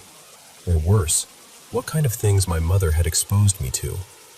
The truth is, at that age, I wasn't even traumatized by the haunting part. I was fascinated. The staircase incident had been so intense, but after that, the house mostly settled into smaller things. A door shutting when no one was near it. Floor creaks in the middle of the night. A few piano notes sounding from another room. Little things. Enough to make you pause, but not enough to prove anything. And every time I tried to talk about it, my mom would shut me down. My mom had a revolving cast of friends back then. Sometimes she rented out rooms to them, just to get by, since she didn't have a mortgage hanging over her head. Life in that house was loose, chaotic, unpredictable. No bedtimes, late nights, adults everywhere. Sometimes they'd turn off all the lights and play hide and seek with me through the house after midnight, which sounds fun until you remember the house we were in. Other nights I'd sit out near the balcony room and beg them to tell me ghost stories. And every so often, I'd overhear one of them talking quietly about something strange that had happened to them there. That always stuck with me, because I wanted to understand it. I wanted it to make sense. The house seemed to get worse whenever my mom's relationships got worse. That was the pattern I noticed, even as a kid. There was one boyfriend, Dean, who was decent enough. I didn't love him, but he was kinder than most of the men she brought home. They were together about a year, and when things started falling apart between them, the house changed. The random noises got more frequent. The cats started staring into empty doorways, especially upstairs. The balcony room felt wrong in a way that's hard to explain unless you felt a room go sour for no reason. And then I started having experiences of my own. One evening, near the end of their relationship, my mom and Dean left me home alone for a while. I was fine with it because I had a Nintendo 64, and that was enough to keep my whole little universe occupied. I was sitting on the floor in the big living room, completely absorbed in a game, when I heard my mom's voice behind me say, "Oh, hey." Casual, friendly, like she'd just spotted someone walking in. I barely reacted at first because people came and went all the time. Then my stomach dropped. The back door hadn't opened, and my mom wasn't home. I turned off the game, turned off the TV, sat there in silence, staring at the dark screen, hoping maybe I'd catch a reflection behind me or hear another sound that would prove I hadn't imagined it. When I finally stood up and turned around, the whole house felt wrong. I could see the smaller living room, the stairs, the bathroom doorway, the kitchen, and I had this overwhelming feeling that something was standing in every open doorway, watching me. I couldn't see anyone, but I felt watched from all sides. I bolted out the front door and ran across the street towards some kids playing ball nearby. I begged one older boy to come back with me because I was convinced someone was inside the house. He did. We went room to room. The doors were open. Hot summer air was blowing through the house. Everything looked normal, but that feeling was still there. We were not alone. At least that's what it felt like to me. Halfway through searching upstairs, my mom and Dean came back. I told them what happened, and instead of comforting me, my mom got angry. She thanked the boy, sent him away, and scolded me for bringing a stranger into the house. A couple of days later, something happened that finally scared me for real. I'd moved my game console into my mom's room because it felt smaller, safer, easier to keep an eye on.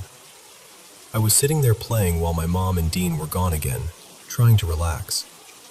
I had snacks, cold air blowing from the window unit, the TV humming in front of me. At one point I got up, ran to the bathroom, then came back and sat down again, this time with my back to the open bedroom door. A little while later, I felt a finger touch my back.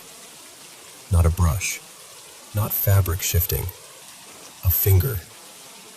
It touched just below my shoulder blade and caught my shirt slightly as it slid away. I knew exactly what I felt. I ran. When I came back from a weekend away, the whole house felt different, heavier, darker somehow, even in daylight. The air itself felt thick. That night, I slept in my mom's bed. Moonlight was pouring through the room, bright enough that I could make out nearly everything. My mom was already asleep beside me, and I was lying there facing the open bedroom door. Then I heard the first stair creak. That sound was unmistakable. Somebody was coming up the stairs. Because of the angle from the bed, I could see into part of the hallway and over toward the staircase. At first I felt relieved, because the figure coming up looked like a man. Tall, thin. For one hopeful second, I thought Dean had come back. But as it reached the top of the stairs, I realized that wasn't a man. It was the shape of one, a dark silhouette. No face, no features. Just a person-shaped shadow moving with purpose. It walked down the hallway and turned into my mom's room. I watched it come to the bed. It stood beside my mother for a moment, then lifted the blanket, climbed into bed next to her, and vanished. Just like that. Gone. The covers settled back down as if someone had just lain there and then dissolved into the dark. I did not sleep the rest of that night. I lay there, frozen, staring into the room until sunrise. And the next morning, when I told my mom, she denied it again. That house never really got better after that. My mom moved on to someone new, and the uglier life got inside those walls, the uglier the atmosphere in the house became. It felt like the place fed on tension, on cruelty, on fear. Things got worse between my mom and the man she was with, and the activity got worse too. By then I understood something I hadn't been able to put into words before. It wasn't just that the house was haunted. It was that the house seemed to wake up when our lives were falling apart. And once it woke up, it never really let us forget it was there.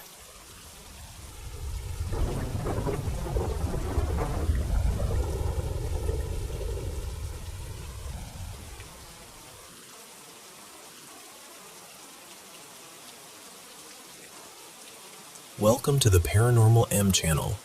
Drop a comment below and tell me where you're watching from. Thanks so much for listening and for supporting the channel. Don't forget to subscribe and turn on notifications so you'll be one of the first to catch our latest videos.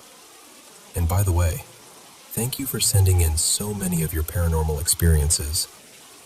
Now, without further ado, let's get started. Good night. Okay, so before I get into the spooky part, you need a little background, because this cat is genuinely the pride of my life. I've had my girl for about 5 years now. She's around 9, and I swear she runs this house like she pays the mortgage. Her name is Bellatrix, and yes, we originally meant to adopt just one cat, but you know how that goes. We met 2, fell in love with both, and suddenly we were a 2-cat household. When we adopted Bellatrix, the shelter gave us a little history. She has some allergies, and she's had seizures in the past. Nothing constant, nothing we can't handle. Honestly, she's pretty easy to care for. But here's the part that made my heart hurt. She'd been returned multiple times before we got her, always within a few weeks. We've always assumed people got scared off by the seizures and didn't want the responsibility. Anyway, the paranormal speculation. The very first day we brought her home, she did what curious cats do. Immediately started touring the place like she was inspecting it. And I kind of followed her around because I was obsessed with her from the second she stepped out of the carrier. So the house layout matters here. We've got 2 floors and then a basement that we don't really use for hanging out, but it's where we keep their food and litter boxes. Upstairs is basically one big open space. Kitchen, dining room, living room, and off the dining room there's this huge sliding glass door that opens to the back porch. Then there's a long hallway with rooms branching off. Bathroom, my bedroom, my mom's bedroom, my mom's office, and then this spare room at the end. And that spare room has always been weird. It used to be my room when I was little, like toddler to around 10. And I'm not exaggerating when I say I had brutal night terrors in there. Not just bad dreams. I mean waking up panicked, sweaty, heart racing, the whole thing. For years. Then I eventually switched rooms, and it was like someone flipped a switch. Nightmares stopped almost immediately. So Bellatrix is doing her little house tour, and she pads right up to that spare room. She steps inside, just barely, and I'm expecting her to sniff around like normal. Instead, she freezes. Then she starts hissing. Not the cranky cat, leave me alone hiss. This sounded like pure warning, like she was looking at something I couldn't see. She didn't stop until I backed up and shut the door. I remember just standing there going, okay? And here's the thing. 5 years later, she still won't go in that room. Not once. The door can be wide open, sunbeams on the floor, the other cat strolling in like it's nothing. Bellatrix won't even put a paw across the threshold. My dog has curled up in there. The other cat naps in there sometimes. But Bellatrix? Nope. Hard no. Then she developed this routine that started about a month after we got her, and it still freaks me out a little. Every single night, she goes to the sliding glass door and just stares out into the darkness. Like a little statue. Not pacing, not crying, not scratching, just staring. For close to an hour. Every night. Same time, same spot. At first we were like, oh, she wants outside. Because she loves sunbeams and windows and being cozy. So we actually tried the responsible cat parent thing. Got her used to a harness, took her out to the porch. She acted like we were trying to escort her into a war zone. She hated it, completely, wanted back inside immediately. So that theory died. And I know that sounds cute, and it is, but the vibe is also very much, I have completed my nightly security sweep. We may now rest. Now, here's the part that made my family start calling her a portal jumper. I cannot tell you how many times I'll see her in one room, clear as day, like she's sprawled out on her little bed in the living room. I'll walk down the hall to my room, and 2 seconds later, she's already on my bed, staring at me, calm, like she's been there the whole time. And I'm not talking maybe she ran past you stuff. There are times where it genuinely feels impossible, like the timing doesn't make sense, like she'd have to teleport, or sprint like an Olympic athlete, or crawl through the walls. It happens so often that it's become normal in the house for someone to go, I literally just saw her, and someone else responds, well, she's in here now, so... And there was one time, this still annoys me, we realized she was outside. Just outside. We had no idea how she got out. No doors open, no obvious escape route. She wasn't scared or hiding either. She was just out there like, oh hey, I'm doing my own thing. So recently my mom and I were talking about all of this, kind of laughing, kind of not. And I told her, I genuinely think she's paranormal. Like, I think she has a weird connection to something. And my mom, who is usually pretty logical, was like, honestly, yeah, I've wondered that too. We're not the type to blame everything on ghosts. We try to be reasonable. But when you stack it all together, the spare room she won't enter, the nightly staring into the dark, the patrol routine, the impossible appearances, it starts to feel like more than just cats are weird. And yeah, I know cats have this reputation for being spiritual little creatures, like they can sense things we can't. But Bellatrix? Sometimes I look at her and I'm like, are you seeing something? Or are you going somewhere? So that's my story. Tell me what you think, because at this point, I'm open to any explanation, including the possibility that she's Batman.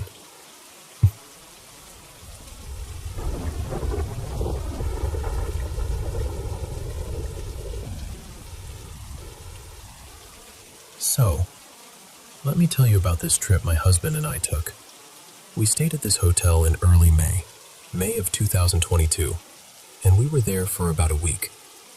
We checked in around the 6th and somehow got upgraded to a suite in the Nomad part of the building, which felt very fancy, especially because the bedroom had this gorgeous roll-top bathtub right there in the open, like it was meant to be a feature.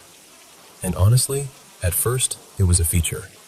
It was bright, clean, kind of dreamy. The tub had this big, round chrome stopper at the bottom. You know the kind you press down to seal, press again to pop up.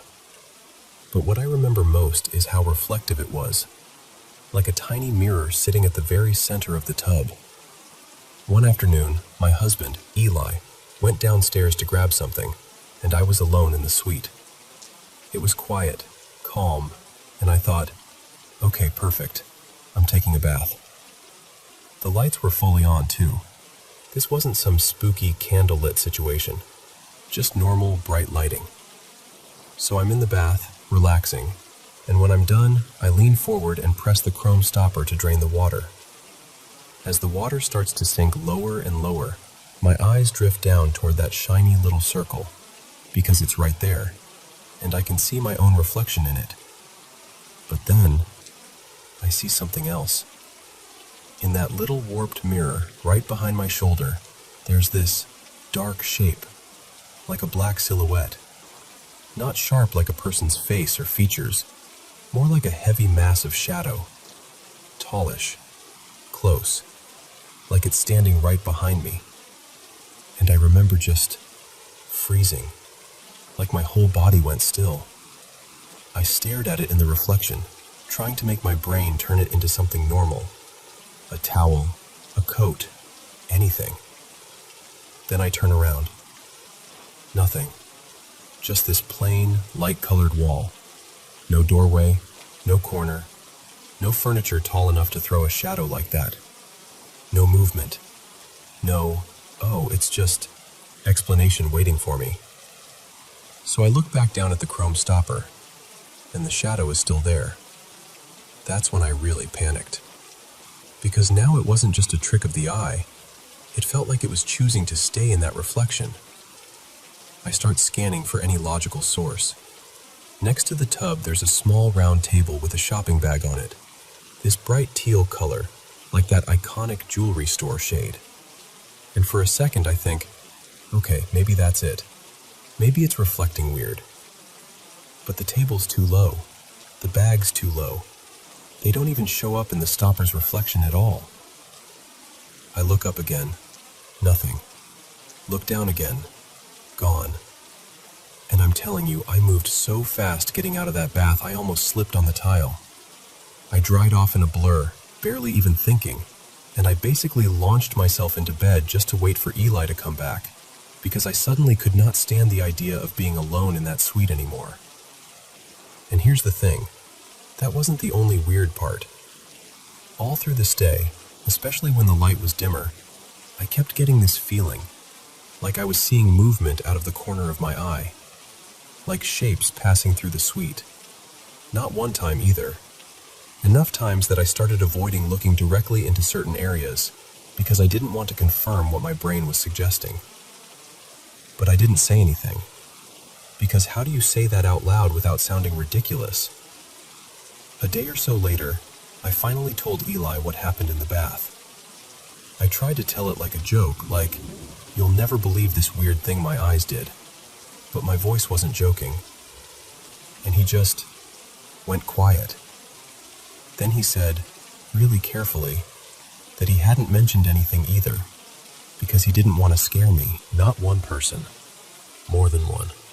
Just walking through the space like they belonged there. Like it was normal. Like they weren't lost, or sneaking, or trying to be frightening at all. Just present. Occupying it. And he watched it happen. Quietly. And didn't wake me up because he didn't want to ruin the trip or panic me. So yeah, that's the part that really gets me. Because we both had our own experiences in that same suite, and neither of us told the other until after. And once we did, it wasn't just a creepy moment anymore. It felt like we'd been sharing the room the whole time, and we just hadn't realized it.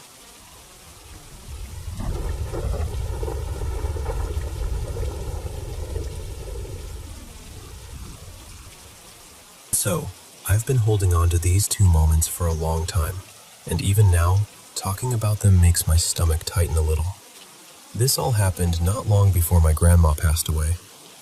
In the months leading up to it, our house started doing this thing where it would sound alive in the wrong way. Strange little noises, random, out of place, like the house was trying to get our attention when nobody was looking. But there are two incidents that still sit heavy in my chest, because I was there for both. Close enough to feel the air shift, you know? The first one was back in 2021, when I was studying in my room in the early evening. It was one of those quiet nights where the whole house is lit up, but everything feels still. Just normal sounds. Me flipping pages, my mom moving around in the kitchen, and my grandma resting in the living area right next to my room. Our layout matters here. My room and the living space share this open ceiling gap. There's a divider, sure, but sound travels clearly. If someone sighs out there, I hear it. If a spoon hits the sink, I hear it. Nothing muffled, nothing hidden. That night I was deep into exam prep, half stressed, half zoned out, when I heard this slow scraping sound. Not a quick bump, not a normal shuffle. A chair being pushed, slowly, steadily, like someone was dragging it across the floor on purpose. I didn't even look up at first. My grandma, Marlene, she wasn't well at that point. She had good days, and then she had these days where she'd do odd things. Wander toward doors like she was going somewhere. Lose her balance. Move objects around without remembering. It was heartbreaking, honestly. So my brain did what brains do. It tried to make it make sense. I just thought, Grandma's moving a chair again. But at the same time, my mom heard it too. I remember the exact timing because it's one of those memories that plays back like a scene in a movie. My mom leaned out from the kitchen, just enough to see into the living space, and she froze. Later, she told me she could only see part of Grandma, just her upper body, and she could see the chair. There was a dining table blocking some of her view, so at first she didn't want to assume anything weird. She was still trying to be rational. But then she noticed something that made her skin crawl. Grandma was sitting on the edge of her bed, and the chair was about a meter away from her, and it was moving. And Grandma, Marlene, kept turning her head slowly, back and forth, looking at my mom, looking at the chair, looking at my mom, looking at the chair, like she was tracking something neither of them could see. So my mom, trying to ground it in reality, asked her, kind of lightly, like she was joking, "Ma, why are you pushing the chair like that?" And Grandma snapped back, totally serious. "What are you talking about? I'm not touching it. It's moving by itself." My mom said she tried to laugh, like a nervous little laugh, just to stop herself from spiraling. And then she crouched down, just to check if maybe Grandma's foot was nudging it. Maybe the angle made it look farther than it was. But when she ducked down, she saw it clearly. Grandma's legs were still, not even close, not reaching, not brushing it. And the chair was still moving. My mom stood up, ducked down again, like her brain needed a second viewing to accept it. Still moving. So she did the only thing she could think of. She called me into the kitchen like she needed help, like there was some emergency task that required another human being immediately. But I didn't go. I'm embarrassed saying that now because I had no idea. I just thought she was being dramatic or impatient. I was locked in on studying, and I remember thinking, why is she yelling?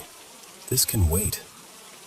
Apparently, she kept calling me, sharper and sharper, and it turned into this desperate kind of angry, like panic disguised as frustration.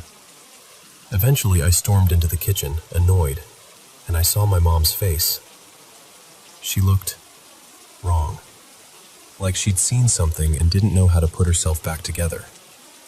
But she forced normal, forced her voice to sound casual, forced everything.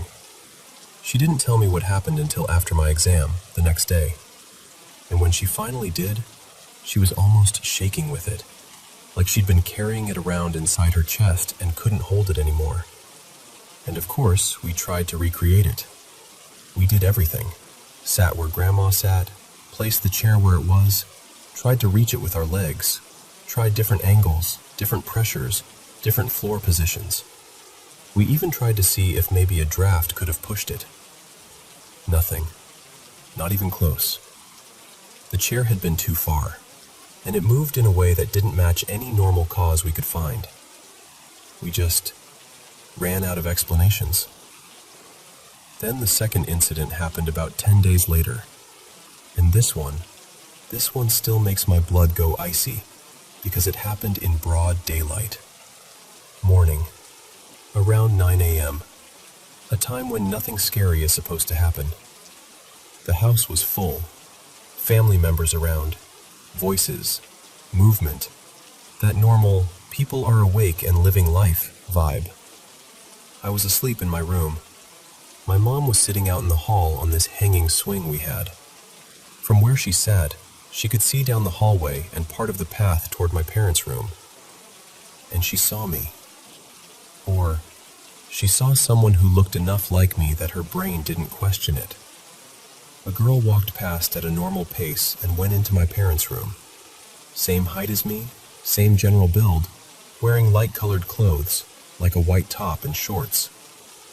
My mom assumed instantly, "Oh, that's Lena." That's me, by the way, Lena. So she got up and followed, thinking maybe I'd woken up and gone in there for something. She checked the room. No one. No movement, no sound, empty. So she stepped back out and asked one of the family members, "Hey, did you see Lena go into the room just now?" And they looked at her like she was confused and said, "Lena's still asleep in her room." My mom said her mouth went dry because she knew what she saw. And then, as she tried to replay it in her head, one detail started screaming louder than the rest. The girl didn't have a face. Not like a blur you get when someone passes too fast. Like, the space where a face should be was blank, smooth, wrong. And the hair was shorter too. Not mine. Not how I wore it at the time. Just close enough to fool her for a second. And that second was all it took. Because after that, the entire house felt different to her. Like it wasn't just a house anymore. Like something else was moving through it, wearing familiar shapes. All I know is this. There are moments where reality feels thinner than it should. And those 2 mornings, one with a chair that moved with no hands, and one with a girl who looked like me, but wasn't me, are the moments that made me believe that sometimes something is there, even when you can't explain it.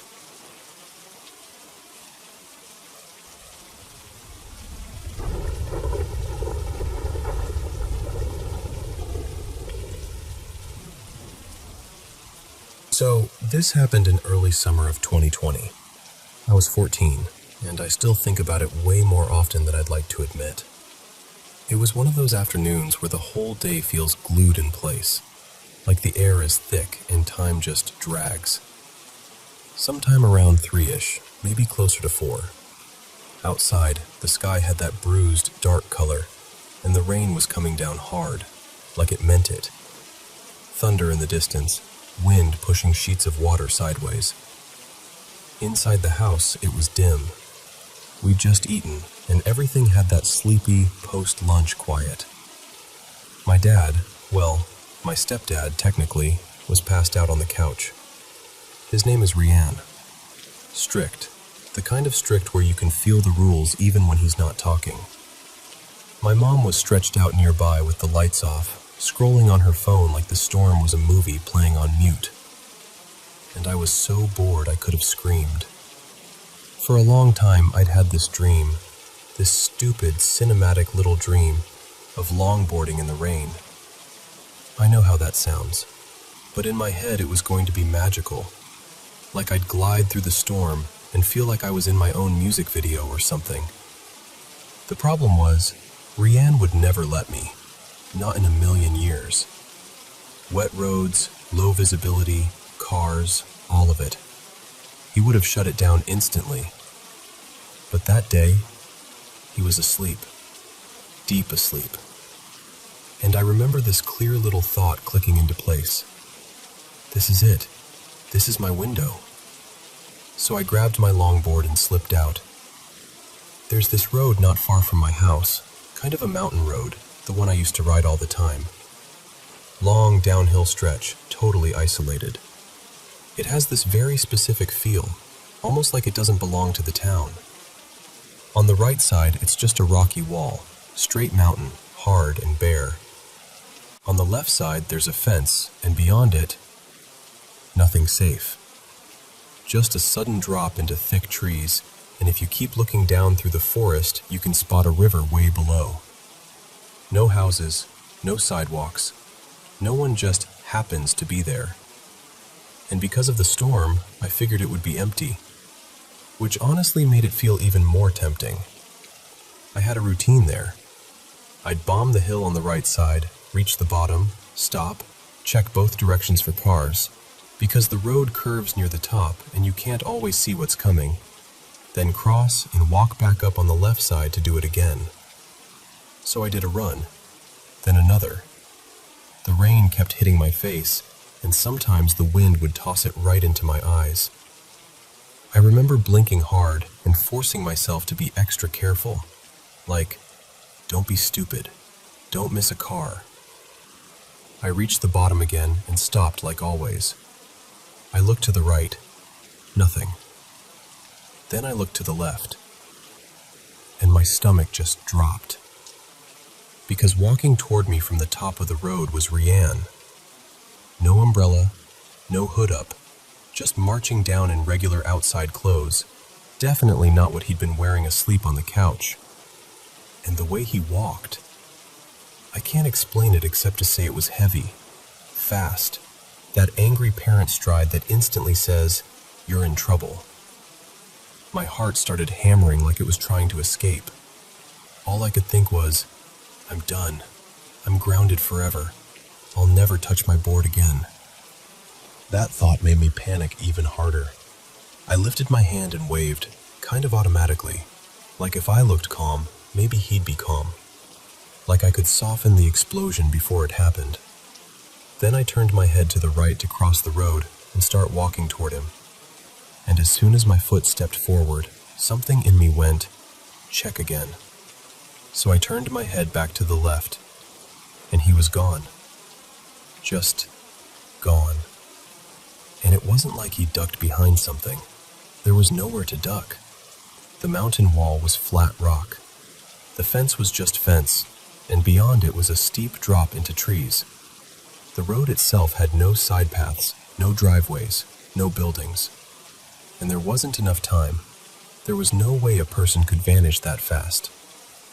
I stood there frozen, rain dripping down my face, trying to force my brain to come up with a normal explanation. For a second I told myself, maybe you imagined it. But I didn't. I know what I saw. I'm not even being dramatic when I say I was completely sure. It was him. His shape, his clothes, his walk, the whole presence of him. Still, it felt impossible, so I decided to check. I walked up the hill slowly, scanning everything. Left, right, over the fence, up the rock wall like someone might be hiding in a crack. When I reached the top, the road was completely empty. No footsteps, no figure in the distance, nothing. I even leaned over the fence and stared down into the forest, half expecting to see, I don't know, a body? A jacket? Something that proved I wasn't losing it. There was nothing. So I turned around and went home immediately, soaked and quiet and shaken in this weird, buzzing way. And when I walked in, Rian was exactly where I'd left him, asleep on the couch. Same position, same clothes, like he hadn't moved an inch. My mom was still there too, still scrolling. I asked her, trying to sound casual even though my voice felt tight, "Did Rian go outside at all?" She looked up at me like I'd asked if the ceiling had opened. "No," she said. "He hasn't moved." And that was it. That was the whole thing. To this day, I don't know what I saw walking toward me in that rain. I don't know if it was my brain playing tricks, or some coincidence I can't explain, or something else. All I know is that the feeling of that moment, seeing him, panicking, looking away for 1 second, and then realizing he'd vanished, still creeps up on me sometimes when the weather turns dark. Like the storm kept a secret, and I accidentally stepped into it.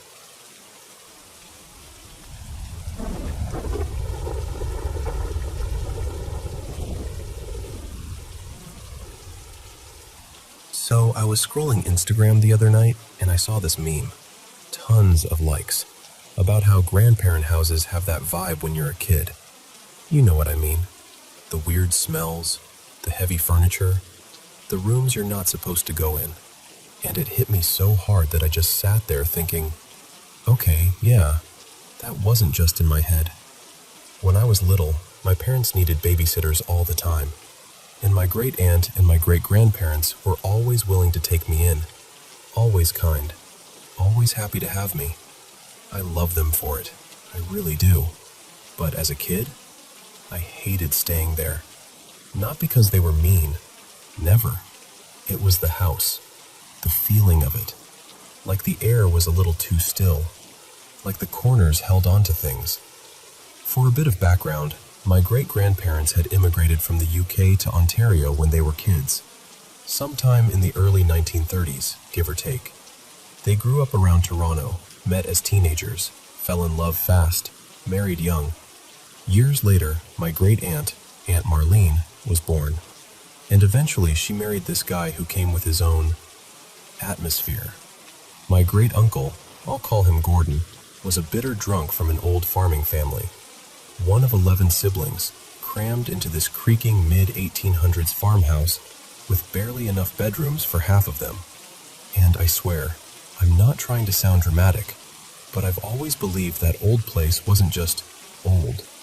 It felt occupied, like it stored something. Anyway, some of that energy followed them into my great-grandparents' home later on. Or maybe it was already there. Hard to explain. But there were two things in that house that absolutely messed with me as a kid. First, the dolls. My great-grandmother and Aunt Marlene both collected porcelain dolls when they were young, and eventually those dolls ended up in this basement room everyone casually called the guest room. Like it was normal. Normal. Meanwhile, there were dozens of these dolls lined up on shelves. Glassy eyes, tiny mouths, perfect hair. And no matter where you stood, it always felt like they were looking right through you. Not at you. Through you. And I know how that sounds. I do. But the energy in that room was wrong. Like cold electricity. Like standing too close to something that's quietly angry. Even now, as an adult, I can't be around porcelain dolls for long without feeling that same tightness in my chest. Second, the clocks. There were clocks everywhere. Not one per room, more like 2 or 3. And the worst part was that some of them didn't work properly. So you'd be lying there at night, and suddenly, out of nowhere, one would chime when it wasn't supposed to, or ring at the wrong hour, or clatter through a broken melody like it was half awake.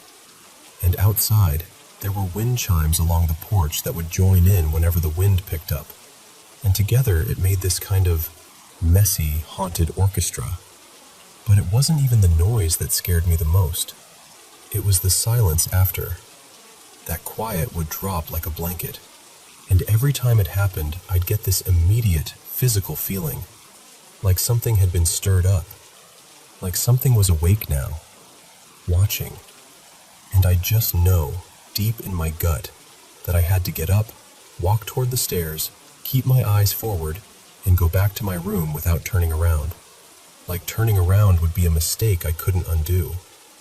And yeah, if it ended there, you could say, okay, kid imagination, scary basement, creepy dolls. Fine. But then something happened years later that I still can't make fit into any normal explanation. After he died, I started visiting more again to help out, to be there. And the second I walked back into that house, it all came back. The same childhood feeling, like the walls remembered me. Over time, my grandmother's health declined. She's turning 100 this February, which honestly still blows my mind. And Aunt Marlene's getting up there too, late 70s now. They hired a young woman to help clean the place, someone with no connection to our family, no history, no stories, nothing. And one day, my grandmother and Aunt Marlene went out together, shopping, errands, whatever, and the cleaner arrived while the house was empty. When my family came home later, they found her sitting out on the porch, smoking, pale as a sheet. She looked at them and said, "I need to tell you something, and I don't know how to say it." She told them she had seen an old man come out of the thick brush behind the house. But here's the part that made everyone's skin go tight. She said he didn't walk. She said he glided, like he was moving forward without his feet doing the work. Smooth, quiet. And she said he had this warm smile on his face, gentle, almost comforting. And in the moment, it felt totally natural to her, like her brain just accepted it. Then a few seconds passed, and it was like she snapped back into herself, like waking up mid-dream. And she panicked, because she assumed some elderly man had wandered onto the property. So she ran to the front door and called out, asking if anyone was inside. Nothing. So she gathered her courage and searched the house room by room. Nobody. No doors opening, no footsteps, nothing. Just empty house. By the time my grandmother and Aunt Marlene got back, this woman was outside like she physically couldn't make herself go back in.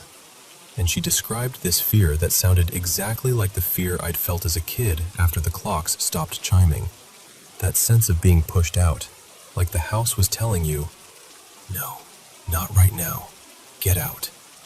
She described the man again, his face, his expression, the way he moved. And Aunt Marlene went quiet, like genuinely concerned. She walked to a closet, dug through some stored things, and pulled out a framed photograph, one that wasn't out on display at the time. She held it up and asked the cleaner, "Was it him?" And the woman's eyes went wide immediately. "Yes," she said, "that's him. It was my grandfather." And that's the thing. There weren't photos of him around then. The cleaner couldn't have studied his face and made up a story. She didn't even know who he was. Now it comes up at nearly every family gathering because nobody has a rational explanation that actually covers all of it. And I'm not saying I've got proof of anything. I'm not saying it's definitely paranormal. I'm just saying some places feel thin. Like the world is layered there. Like a doorway opens and closes without asking permission. And even now, fully grown, adult, bigger than I ever was back then, I still won't stay in that house overnight. Not for any amount of money. Not for nostalgia. Not for tradition. Because the second the clocks start singing at the wrong hour, I still feel like something is listening.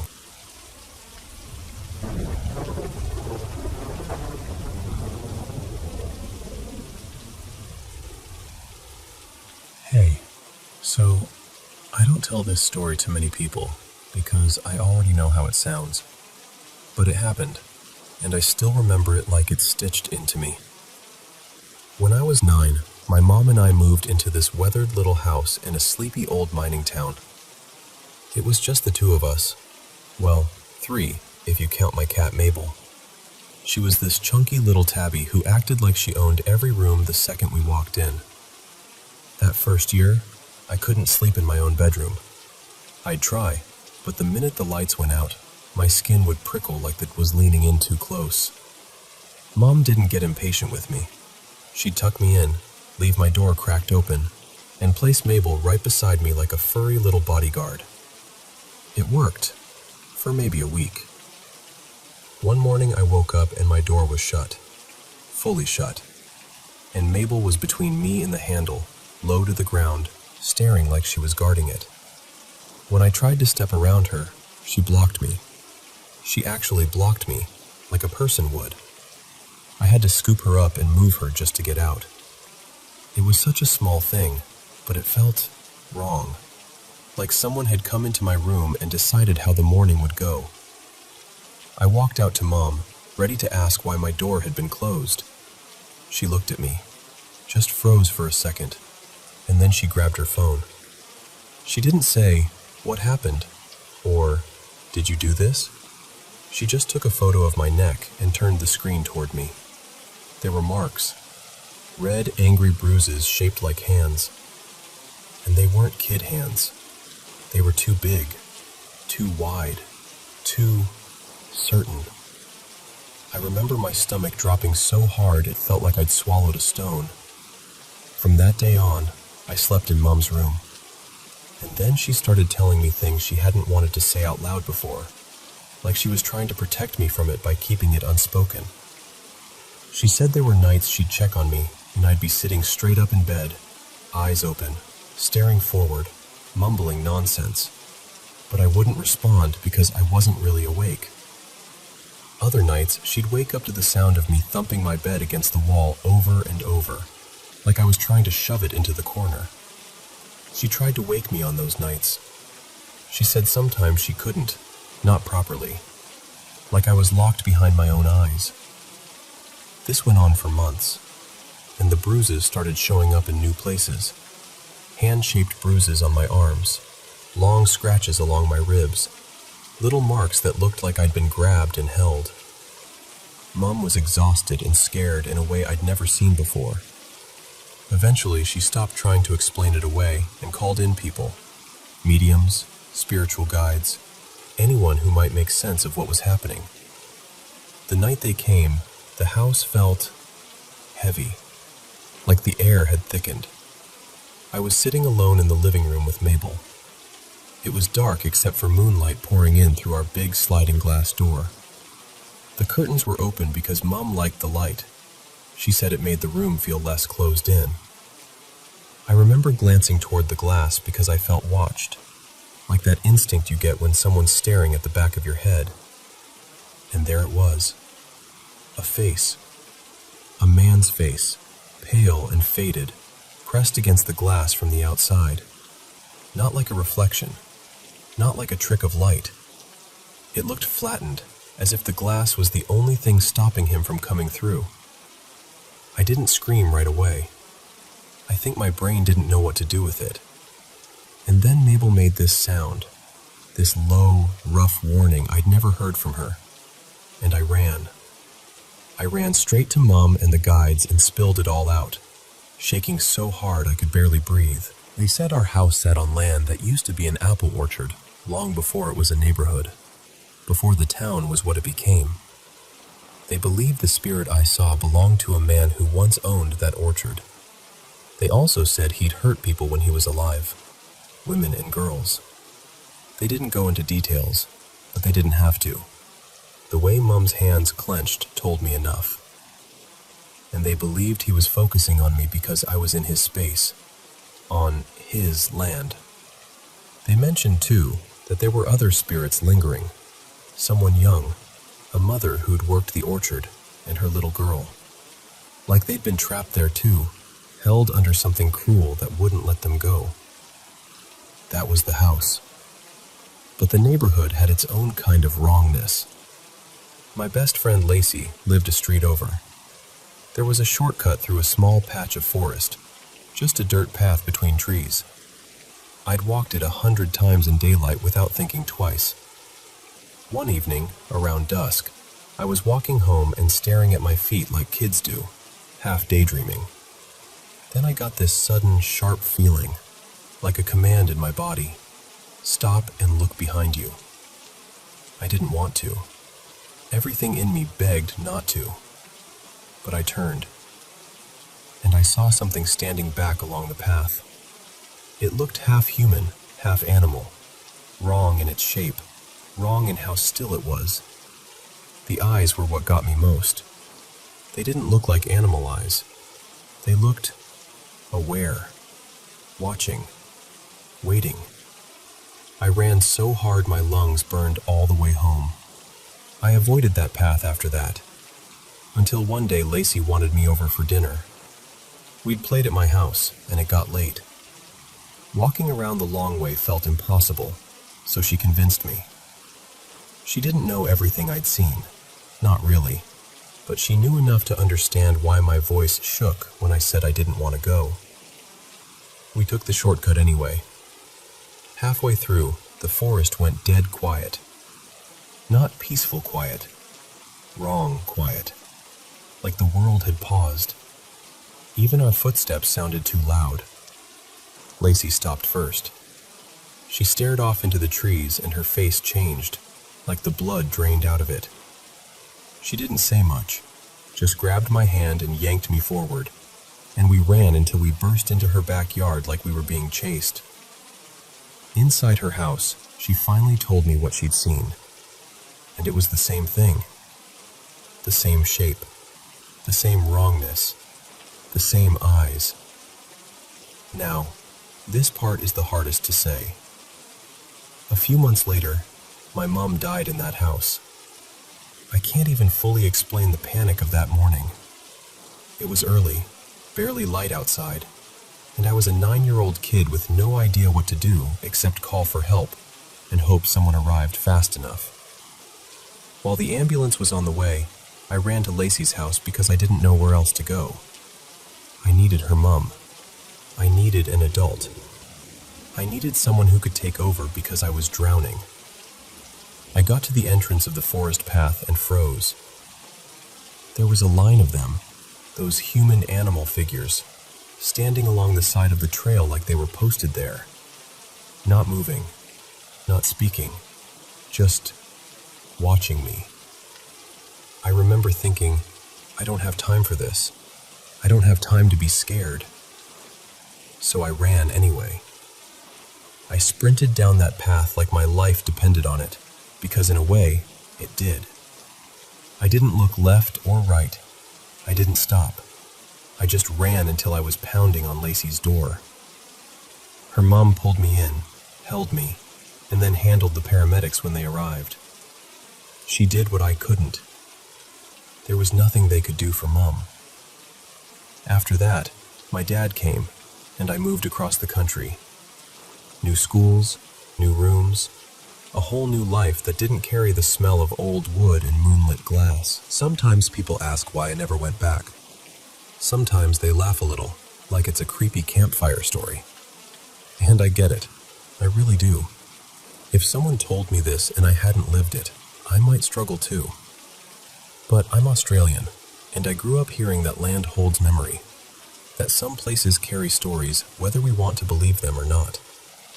That town was old, and it had a reputation long before we arrived. Miners, families, hardship, violence, loss. Layers and layers of it. All I know is this. Something in that place knew I was there, and for a long time, it didn't want to let me go.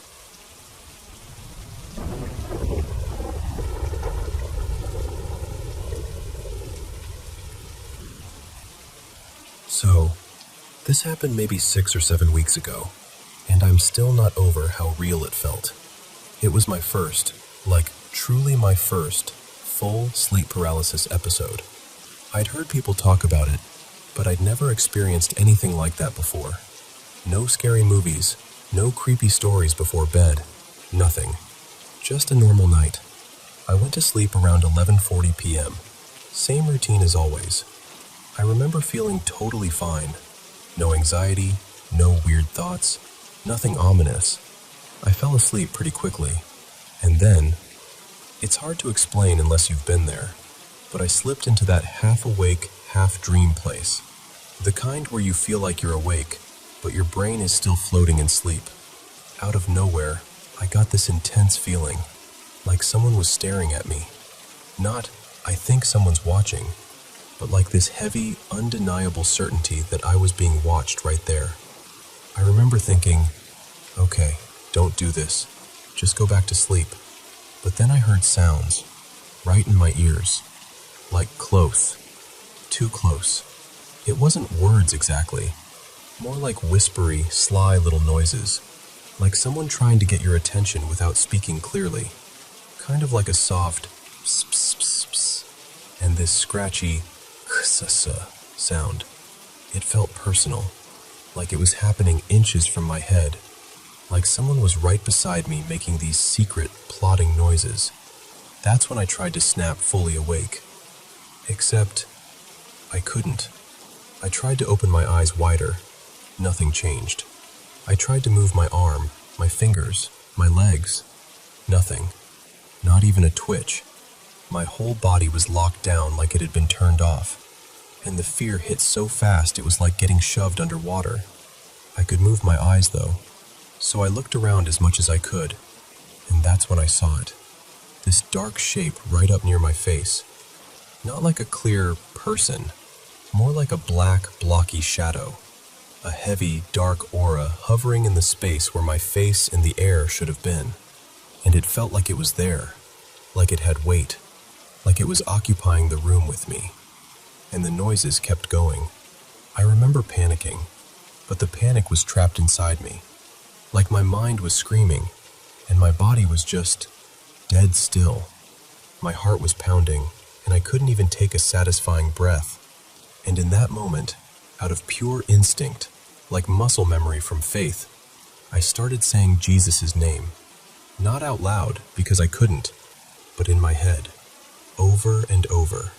Jesus, Jesus, Jesus. And I swear to you, the second I did that, instantly, it broke. Like a switch flipped. Suddenly I could move. I sucked in this huge breath. My limbs worked again, and the pressure in the room vanished. I grabbed my phone so fast just to ground myself in something real, and the time was around 1:35 a.m. I didn't even sit up right away. I just lay there frozen in a different way, wide awake, staring at the wall above me, heart racing like I'd just run for my life. I stayed like that for a few minutes, just letting the reality settle back into place. Eventually, I worked up the courage to get out of bed. I left the room and ended up sleeping somewhere else because I just couldn't be in that space anymore. Even though nothing was there, it felt like the room had betrayed me. The next day, I was shaken, like truly shaken, but I haven't had it happen again since.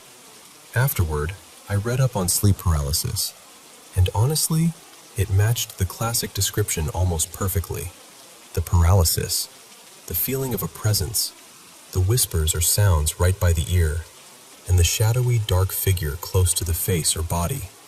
And I saw a lot of people say prayer, or calling on Jesus, snapped them out of it fast, which still blows my mind because that's exactly what happened to me.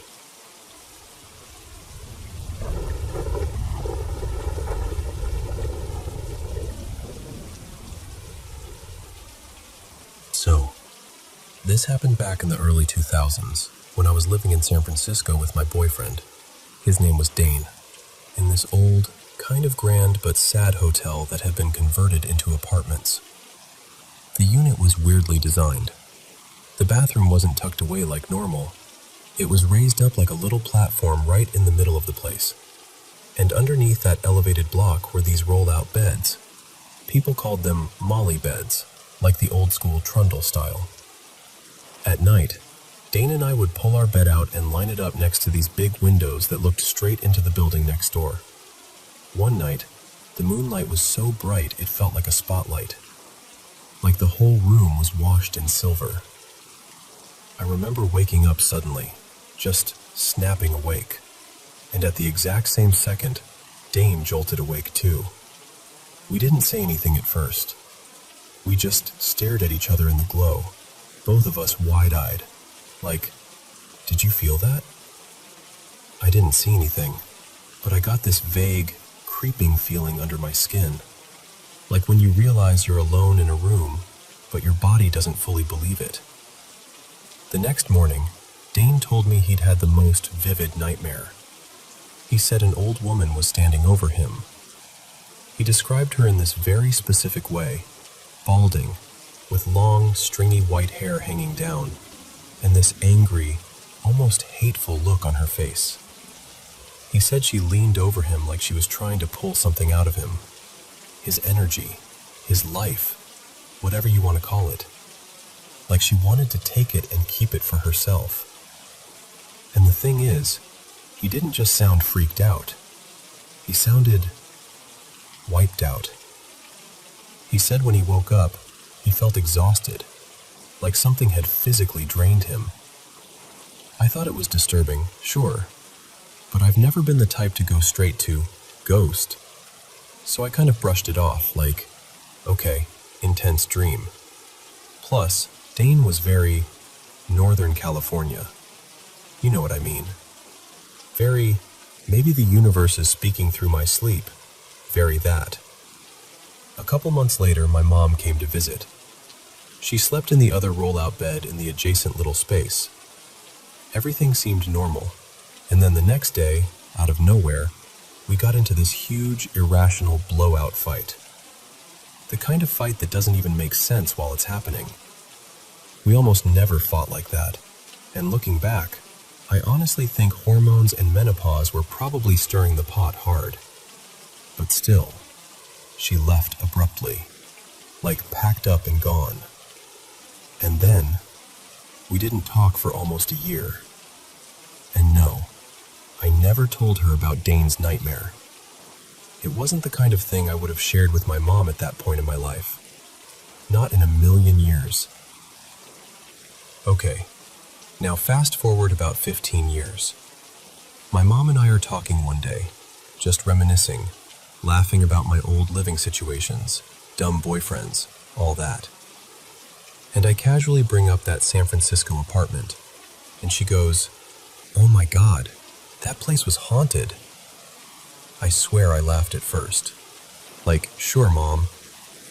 But then she looked dead serious and said she'd had the worst nightmare of her entire life there. She said an old woman, long, stringy white hair, was trying to strangle her. And she described it so vividly. In the dream, she was on the floor, even though in real life she'd been sleeping in the molly bed. She said the woman had her pinned down and was pressing her foot as hard as she could onto my mom's throat, like crushing her windpipe. And listen, this is the part that still makes my stomach drop. The second she said, "I had a nightmare," my whole body went cold, like ice water down my spine. Even before she described the woman, I just knew. And when she finally did, and it matched Dane's description, balding, stringy white hair, that aggressive presence, I felt this deep, stunned horror. Because what are the chances?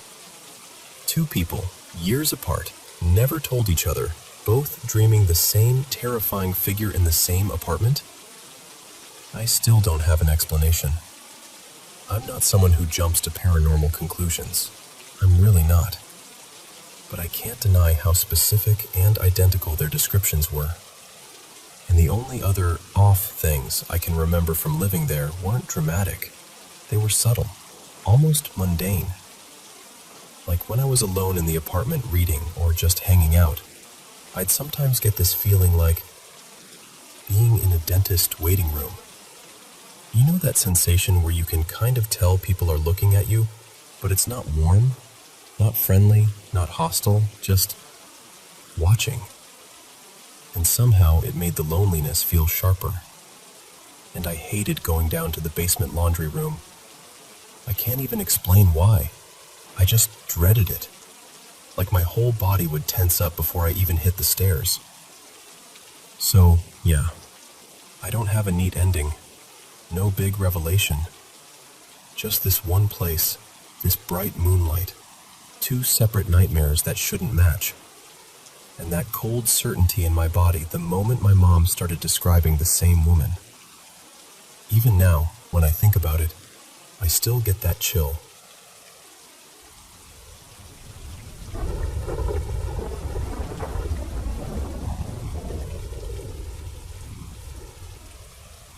So, picture this.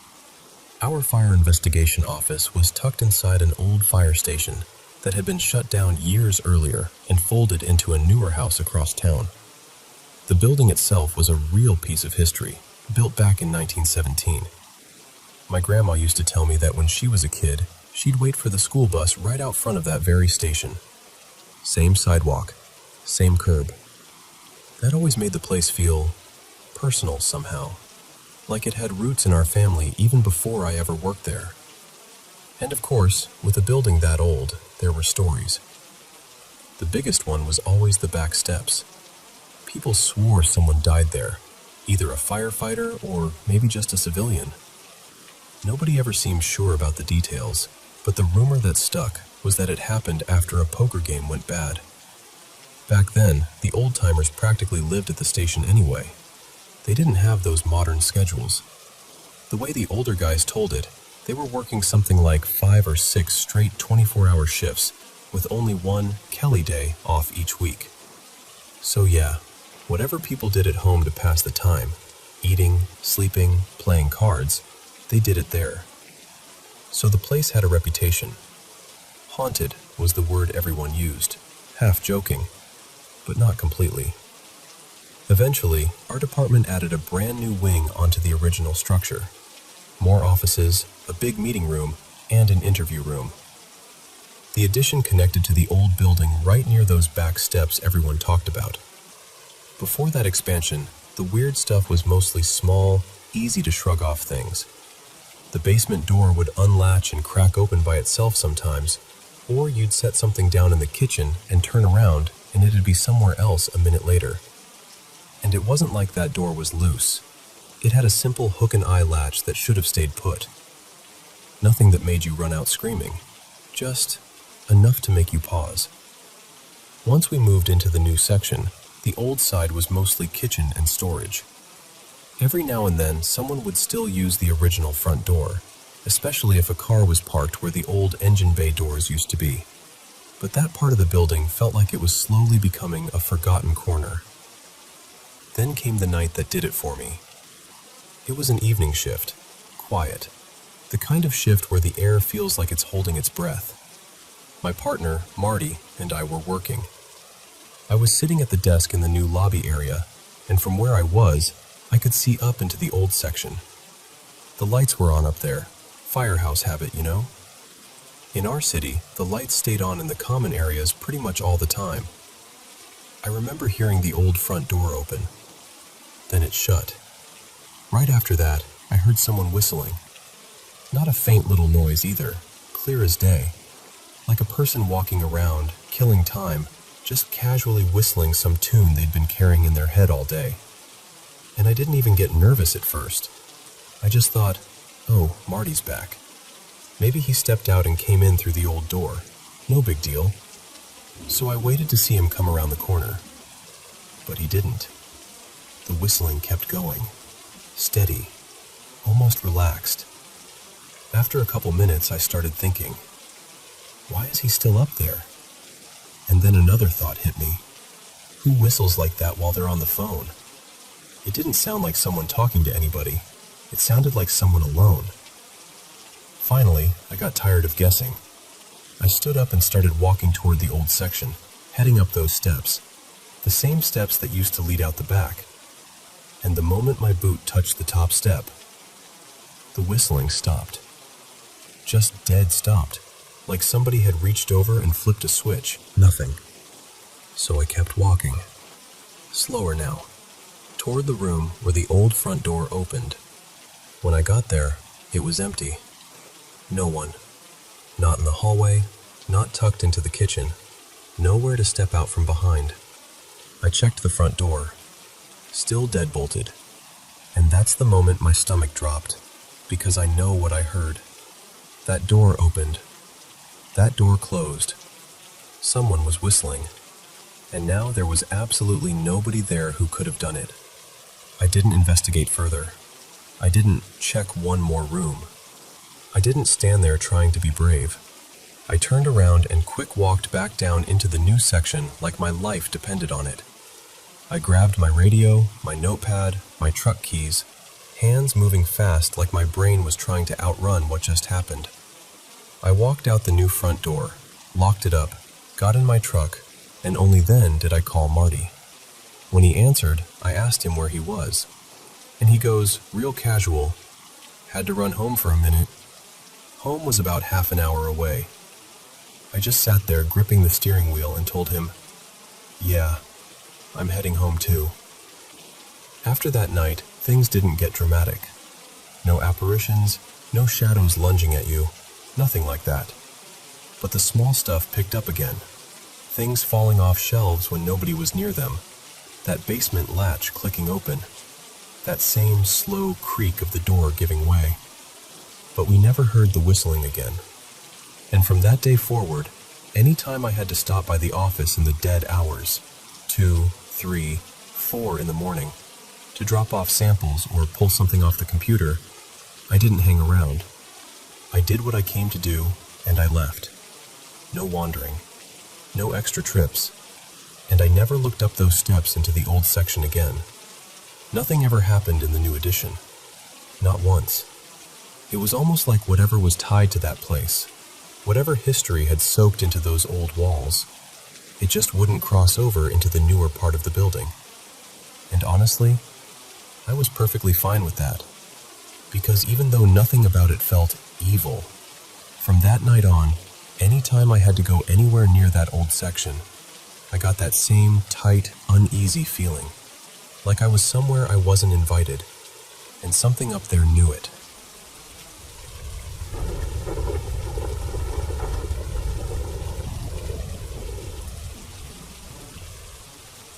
You know how some houses feel like they're holding their breath? When I was about 7, my family moved into this huge 3-story rose-pink house in Vancouver, an old Victorian place from the late 1800s, with creaky stairs and that quiet, heavy kind of air. At first it felt like an adventure, but pretty quickly it became complicated. My dad was around at the beginning, but he traveled back and forth for work. He ran a business overseas, so most of the time it was just my mom, me, and my sister. And my mom hated that house. Not in a dramatic way either, more like it got under her skin. We were in this sleepy neighborhood where everything was too still, and she didn't really know anyone. No friends, no family nearby, and a country that still felt unfamiliar to her. I think she felt trapped in silence. So eventually she decided to rent out the basement suite. It was basically its own apartment. Kitchen, bathroom, bedroom, the whole thing. A woman moved in with her boyfriend. Her name was Tia, just a bright, friendly person who didn't seem bothered by the house at all. She had 2 cats, and I still remember their names because they mattered later. Rico and Pepe. My sister was allergic, like properly allergic, but that didn't stop her.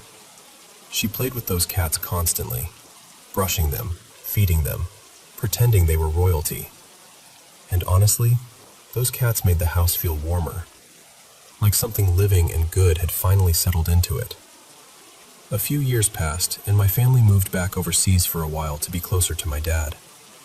Then, about a year later, we returned to Vancouver and moved right back into the same house like nothing had changed.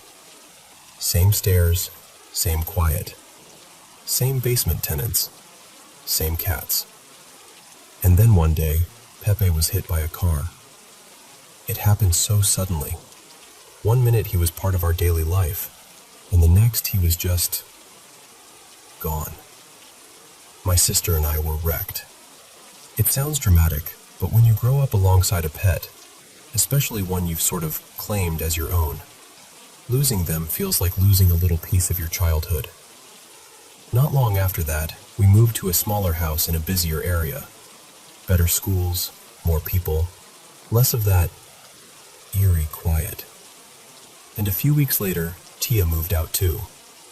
New apartment, more space, fresh start. Before we fully closed that chapter, my mom took my sister and me back to the old house to clean up and grab whatever we'd left behind. Because the new place was smaller, my mom laid down a rule. 1 toy each. Just one. My sister chose this plush cat, of course. I remember holding it up like it was a prize. I wandered around trying to decide, and that's when I found it. A small wooden mannequin, one of those posable art models with stiff joints and a smooth carved head. It was sitting there like it had been forgotten on purpose. Tia had taken everything else, but the mannequin was left behind. And I know this will sound strange, but I felt drawn to it. Not in a happy way, more like something tugged at me, like, take this. I didn't even really want it, yet I picked it up anyway, almost reluctantly, and that became my one toy. At first, nothing happened. I put it in the living room, tucked into a corner facing the window. My sister thought it was funny and started making little outfits for it using tissues and scraps of fabric. It became this quirky little decoration people commented on when they came inside, like, "Oh, cute," and "Where'd that come from?" Then the marks started. Faint scratches on the wall. Not deep, barely even damaging the paint, but they were there. Thin little lines, like someone dragging a claw lightly across the surface. Later, there were tiny dents in the wooden stairs. Just small bruises in the wood that would appear and disappear in different spots. It made me feel comforted. And I convinced myself it was Pepe, like he'd followed us. Like maybe he wasn't ready to leave, and somehow that mannequin had become his anchor. Honestly, that idea made me feel better, so I held on to it. Then we started smelling cat fur around it, this dusty, warm, unmistakable animal smell, like you'd hugged a cat and it stayed on your sweater. But there were no cats in our new house. One night, my sister decided she didn't want it in the living room anymore and moved it into her bedroom. She told me she wanted to keep an eye on it, like she was joking, but she also wasn't. That night she woke up and saw something. She described it as a figure, soaked in darkness, like it was wearing shadow. Red eyes, 3 fingers. She said it was leaning over her bed, close enough that it felt like the air changed. And then it turned and walked toward our mom's room. My sister sprinted to wake my mom up, shaking and crying. My mom, half asleep, just insisted it was a nightmare. Imagination. Stress. So the next night, I put the mannequin in my room instead. It was raining hard, the kind of rain that taps on the window like fingertips. I remember lying there feeling this strange warmth, like someone had turned a heater on inside my chest. I slept fine. No nightmares, no figure, just that steady, comforting feeling. A few days later, my mom told me to move it back downstairs, so I did. But the house never really settled again. At night, we'd hear scratching and knocking from downstairs. Quiet at first, then more distinct, like someone tapping wood with nails. We kept finding more of those faint scratches, some hidden behind furniture, some halfway up the wall like something had reached. And my sister and I would catch the mannequin moving in the corner of our eyes. An arm slightly raised, a leg angled differently. The pose subtly changed. Every time my sister noticed, she'd go stiff with fear. Every time I noticed, I felt calm. I kept telling myself it was Pepe, like he was still with us, like he was watching over us in his own weird way. About a year later, we moved back overseas again. Before we left, my mom invited Tia over as a goodbye. She brought Rico and a new cat named Tessa. And Rico kept drifting toward the mannequin. Not once, not twice, over and over. He'd sit near it for long stretches, staring, tail flicking, like he was waiting for something to happen. It made my stomach feel tight, but I still didn't let go of my story. It's Pepe. It's just Pepe. I brought the mannequin with me when we moved. I packed it like it was fragile and precious, I carried it around like a weird little companion. My mom had always been sensitive to things like that. She read tarot, practiced fortune telling, trusted her instincts about energy, and she hated the mannequin. She said it felt wrong, like a bad door left cracked open. She begged me to throw it out. I refused. Then, on our second day in the new house overseas, it disappeared. I'm not saying I misplaced it. I'm saying it was gone. I tore through my room, the luggage, drawers, closets, under beds. Nothing. Like it had dissolved. And after that, things were quiet for months. Almost peaceful. Nearly a year later, while we were packing to move back to Vancouver again, I found it. It was tucked inside a drawer beneath a windowsill, placed neatly like someone had put it there intentionally.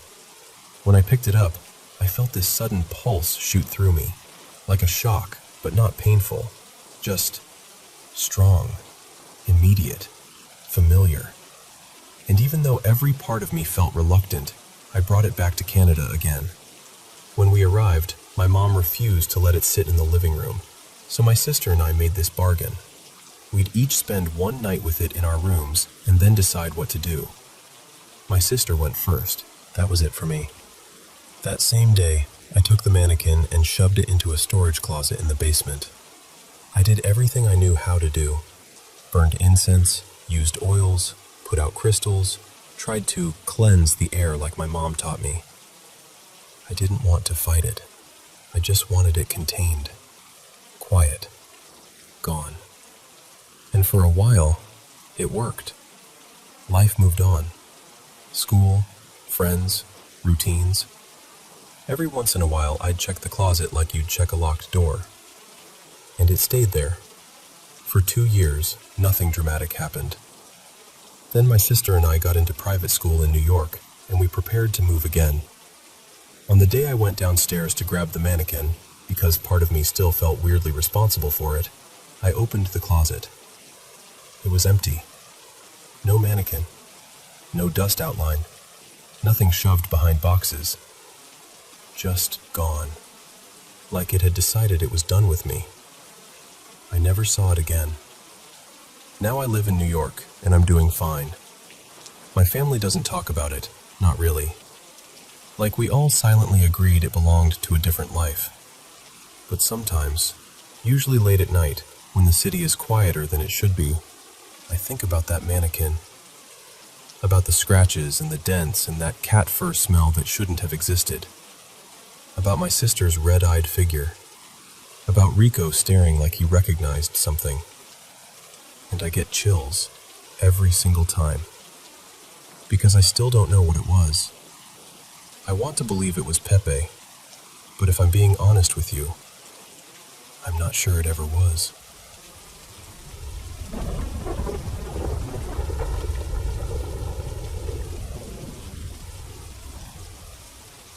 Okay, so I'm gonna sound a little dramatic, but I swear I'm not trying to be. I'm genuinely kind of panicking. So it was my brother Dylan's birthday last night, and my whole family came over. Normally we'd do it at his place, but I moved into a bigger house last spring, and Dylan kept joking, like not even joking, that I owe him a party here, because there's more space for everyone. So, yeah, my house became party central. And Dylan has kids. My aunt brought my younger cousins. Well, technically cousins, but they're in that loud, chaotic 12-ish age range where they travel in packs. And after an hour, they started doing that thing kids do where they're bored, but also somehow sprinting and screaming at the same time. I had this random old set of walkie-talkies in a drawer. No idea why I kept them. So I was like, okay, you guys want a game? Let's do hide and seek, but you have to use these. Because when I was a kid, that was the best. Like you felt undercover.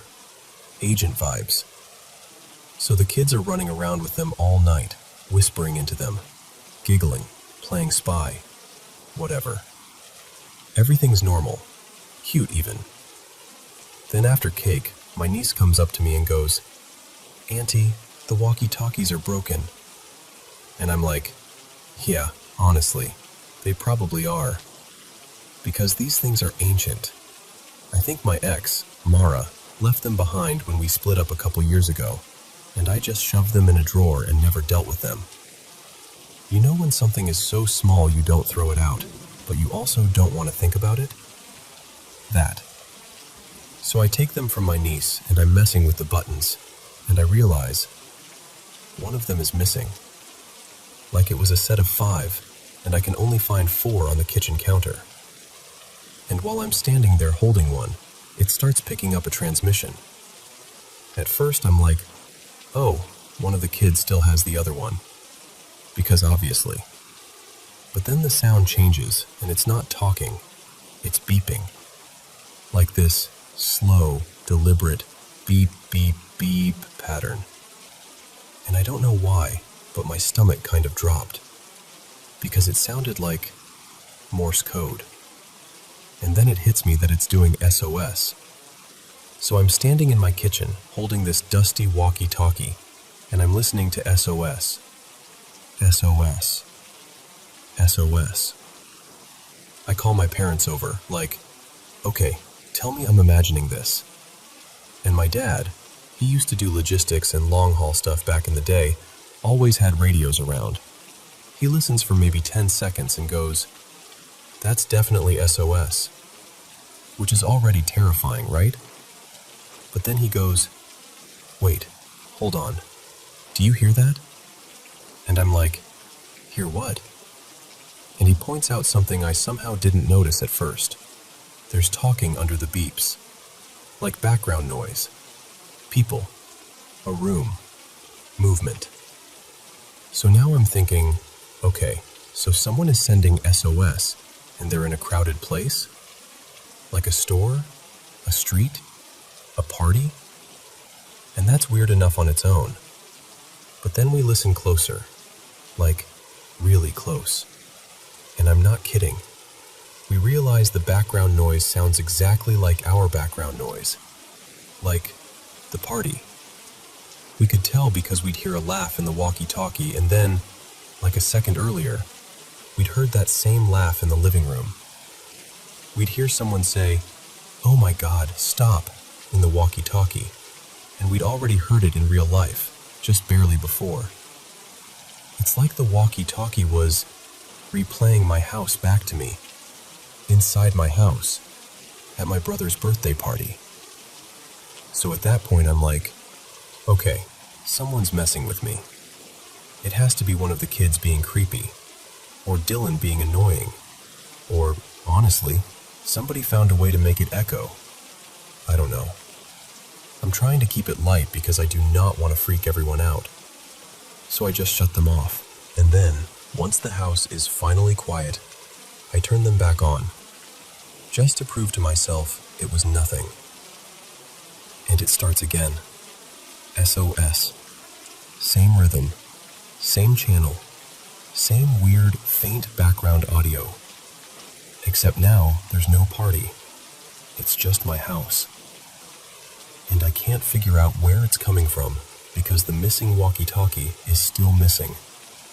I searched couch cushions, the bathroom, the pantry. Like I'm telling you, I checked the recycling bin. Nothing. And here's the part that is making me feel actually sick. When I talk out loud, I can hear myself on the transmission, like faintly behind the beeps. If I turn on the TV, I hear the TV in the background. If I walk to the other side of the house and speak, I can still hear myself, like it's picking me up from somewhere, but I can't tell where. It's like it's trapped in the walls or the vents or something, and it's just listening. And over the last hour, it's been getting quieter, like it's moving farther away, or the battery's dying, or it's getting buried under something. Right now, when I hold the walkie-talkie up to my ear, it's almost too faint to make out, but it's still there. Just this tiny, stubborn SOS.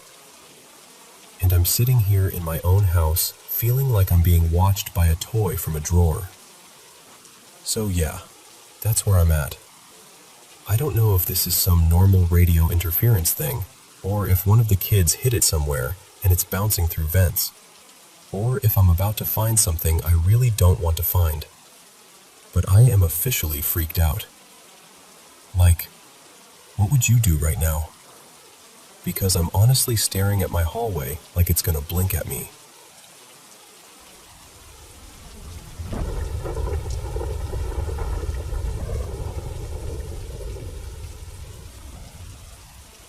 So, I should probably start by saying I'm not the kind of person who jumps to ghosts. I'm skeptical to my bones. I'm the there's always a logical explanation type. Drafty window, weird plumbing, half-asleep brain making stuff up, whatever. I'd rather blame my house or my sleep before I blame the paranormal. But the last few weeks have been oddly specific, and it's starting to get under my skin. It began one night when I was in bed with my kids. Pretty normal around here. We'd all piled in, the room was quiet, and I was right on the edge of falling asleep. Then all of a sudden, I got this strange, tickly sensation along the back of my neck, like someone was leaning in close enough that every hair on my arms and back stood up. Here's the part that's hard to explain. I didn't feel fear exactly. It was more like awareness. Like my body noticed something before my brain did. And instead of panicking, I remember stretching my neck a little, almost like I was offering it to whatever it was. And then I just fell asleep. That night I slept terribly. I kept drifting in and out, and I could have sworn I heard slow footsteps somewhere in the house. Not loud.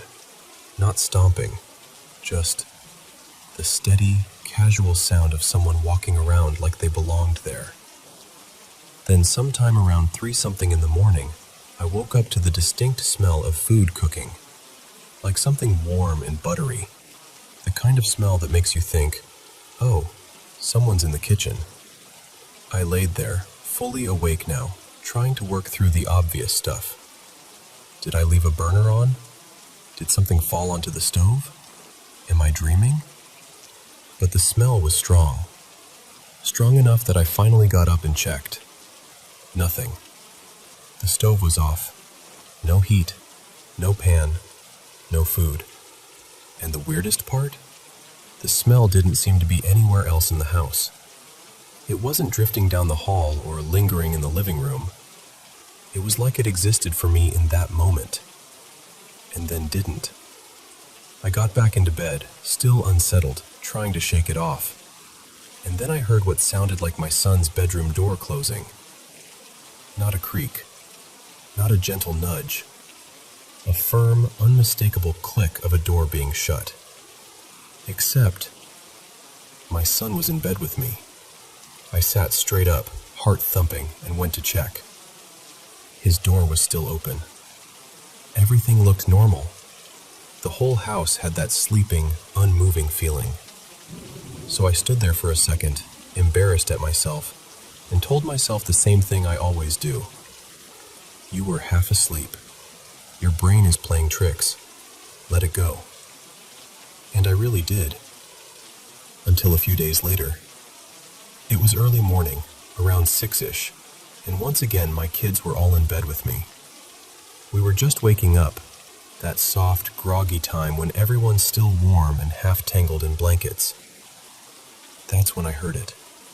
The clear sound of one of them hopping off the bed and running into my bathroom.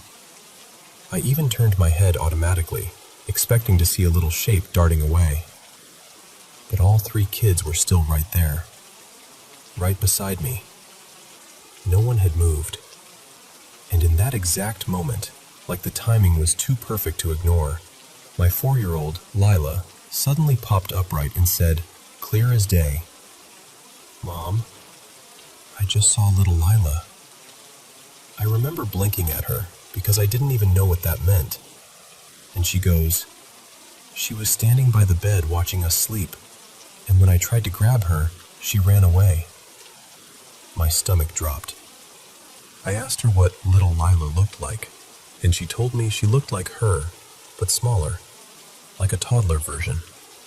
like a baby. I didn't push it after that. I didn't want to plant ideas or scare her.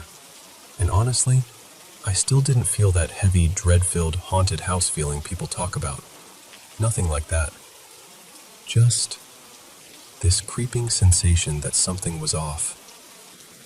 Then last night, Lila brought it up again on her own.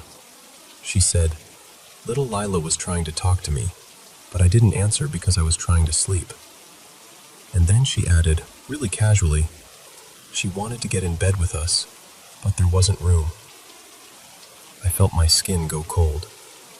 I asked her where she'd been standing, and Lila pointed, right to the edge of the bed, right near my head.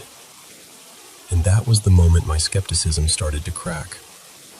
Not because I suddenly believed in monsters or demons or whatever, but because now it wasn't just me half asleep hearing things. Now my kid was describing something, interacting with her, and I don't like that. Then today, just to add another layer, we left the house for a couple hours, ran some errands, did normal life stuff. When we came back, the house was sweltering. The heater was set way higher than we ever set it, like ridiculously high. And I know I didn't touch it. My kids don't mess with it, and even if they wanted to, they can't reach the controls. So here I am, the skeptical person who's trying to line everything up into a neat, rational explanation. But it's starting to feel like the neat explanations are getting harder to hold on to. And I'm not saying, this is definitely paranormal.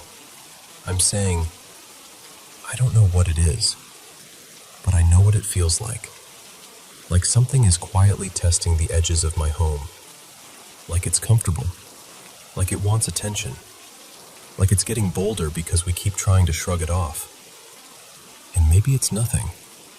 Maybe it's sleep, stress, old house noises, heating system glitches, imagination. But if it's not, if any part of it is real, then I want it gone. Especially if it's choosing my daughter as someone to talk to.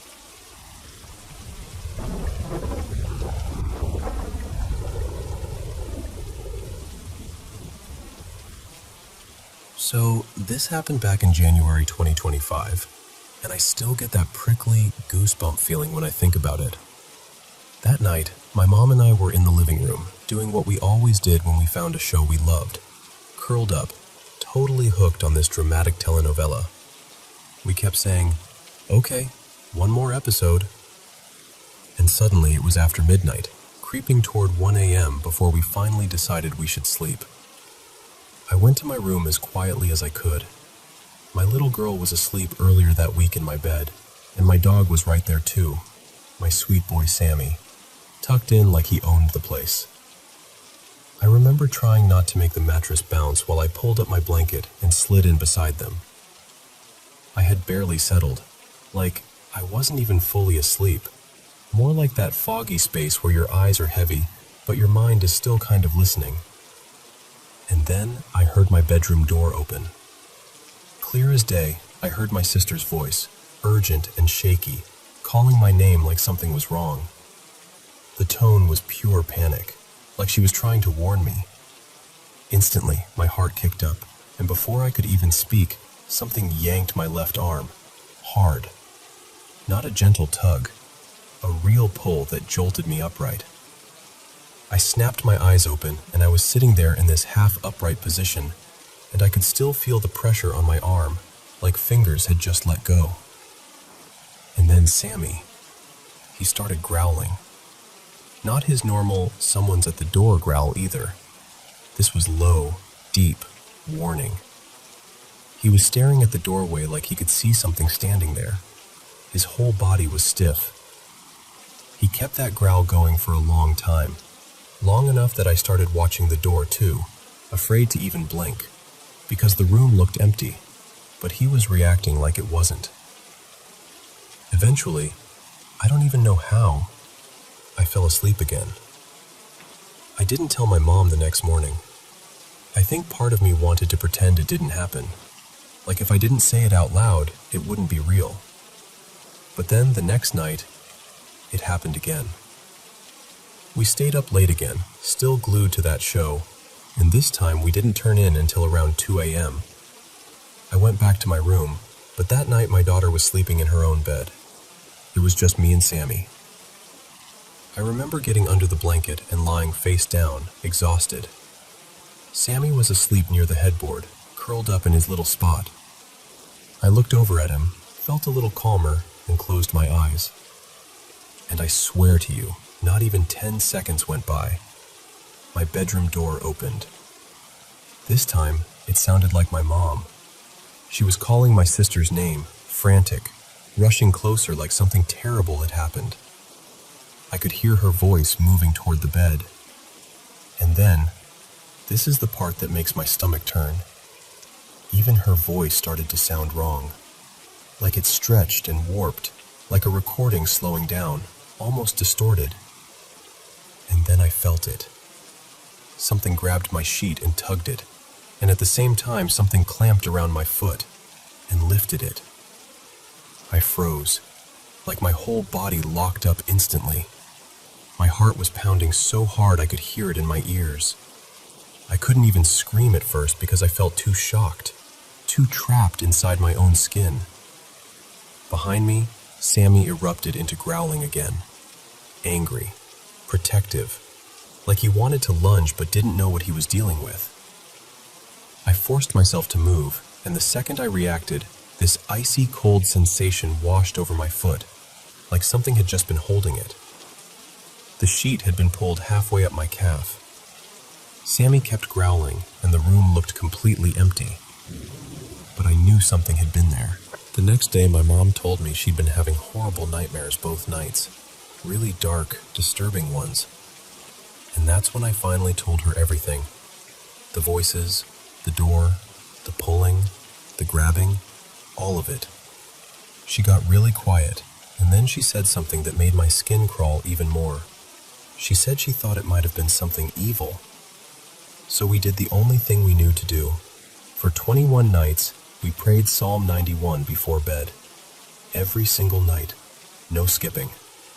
We prayed like we meant it. And after that, it stopped. I've never had anything that intense happen to me again. But I'll never forget how real it felt. How it could touch me, pull me, grab me like it had weight and intention. Even now telling you this, I get chills.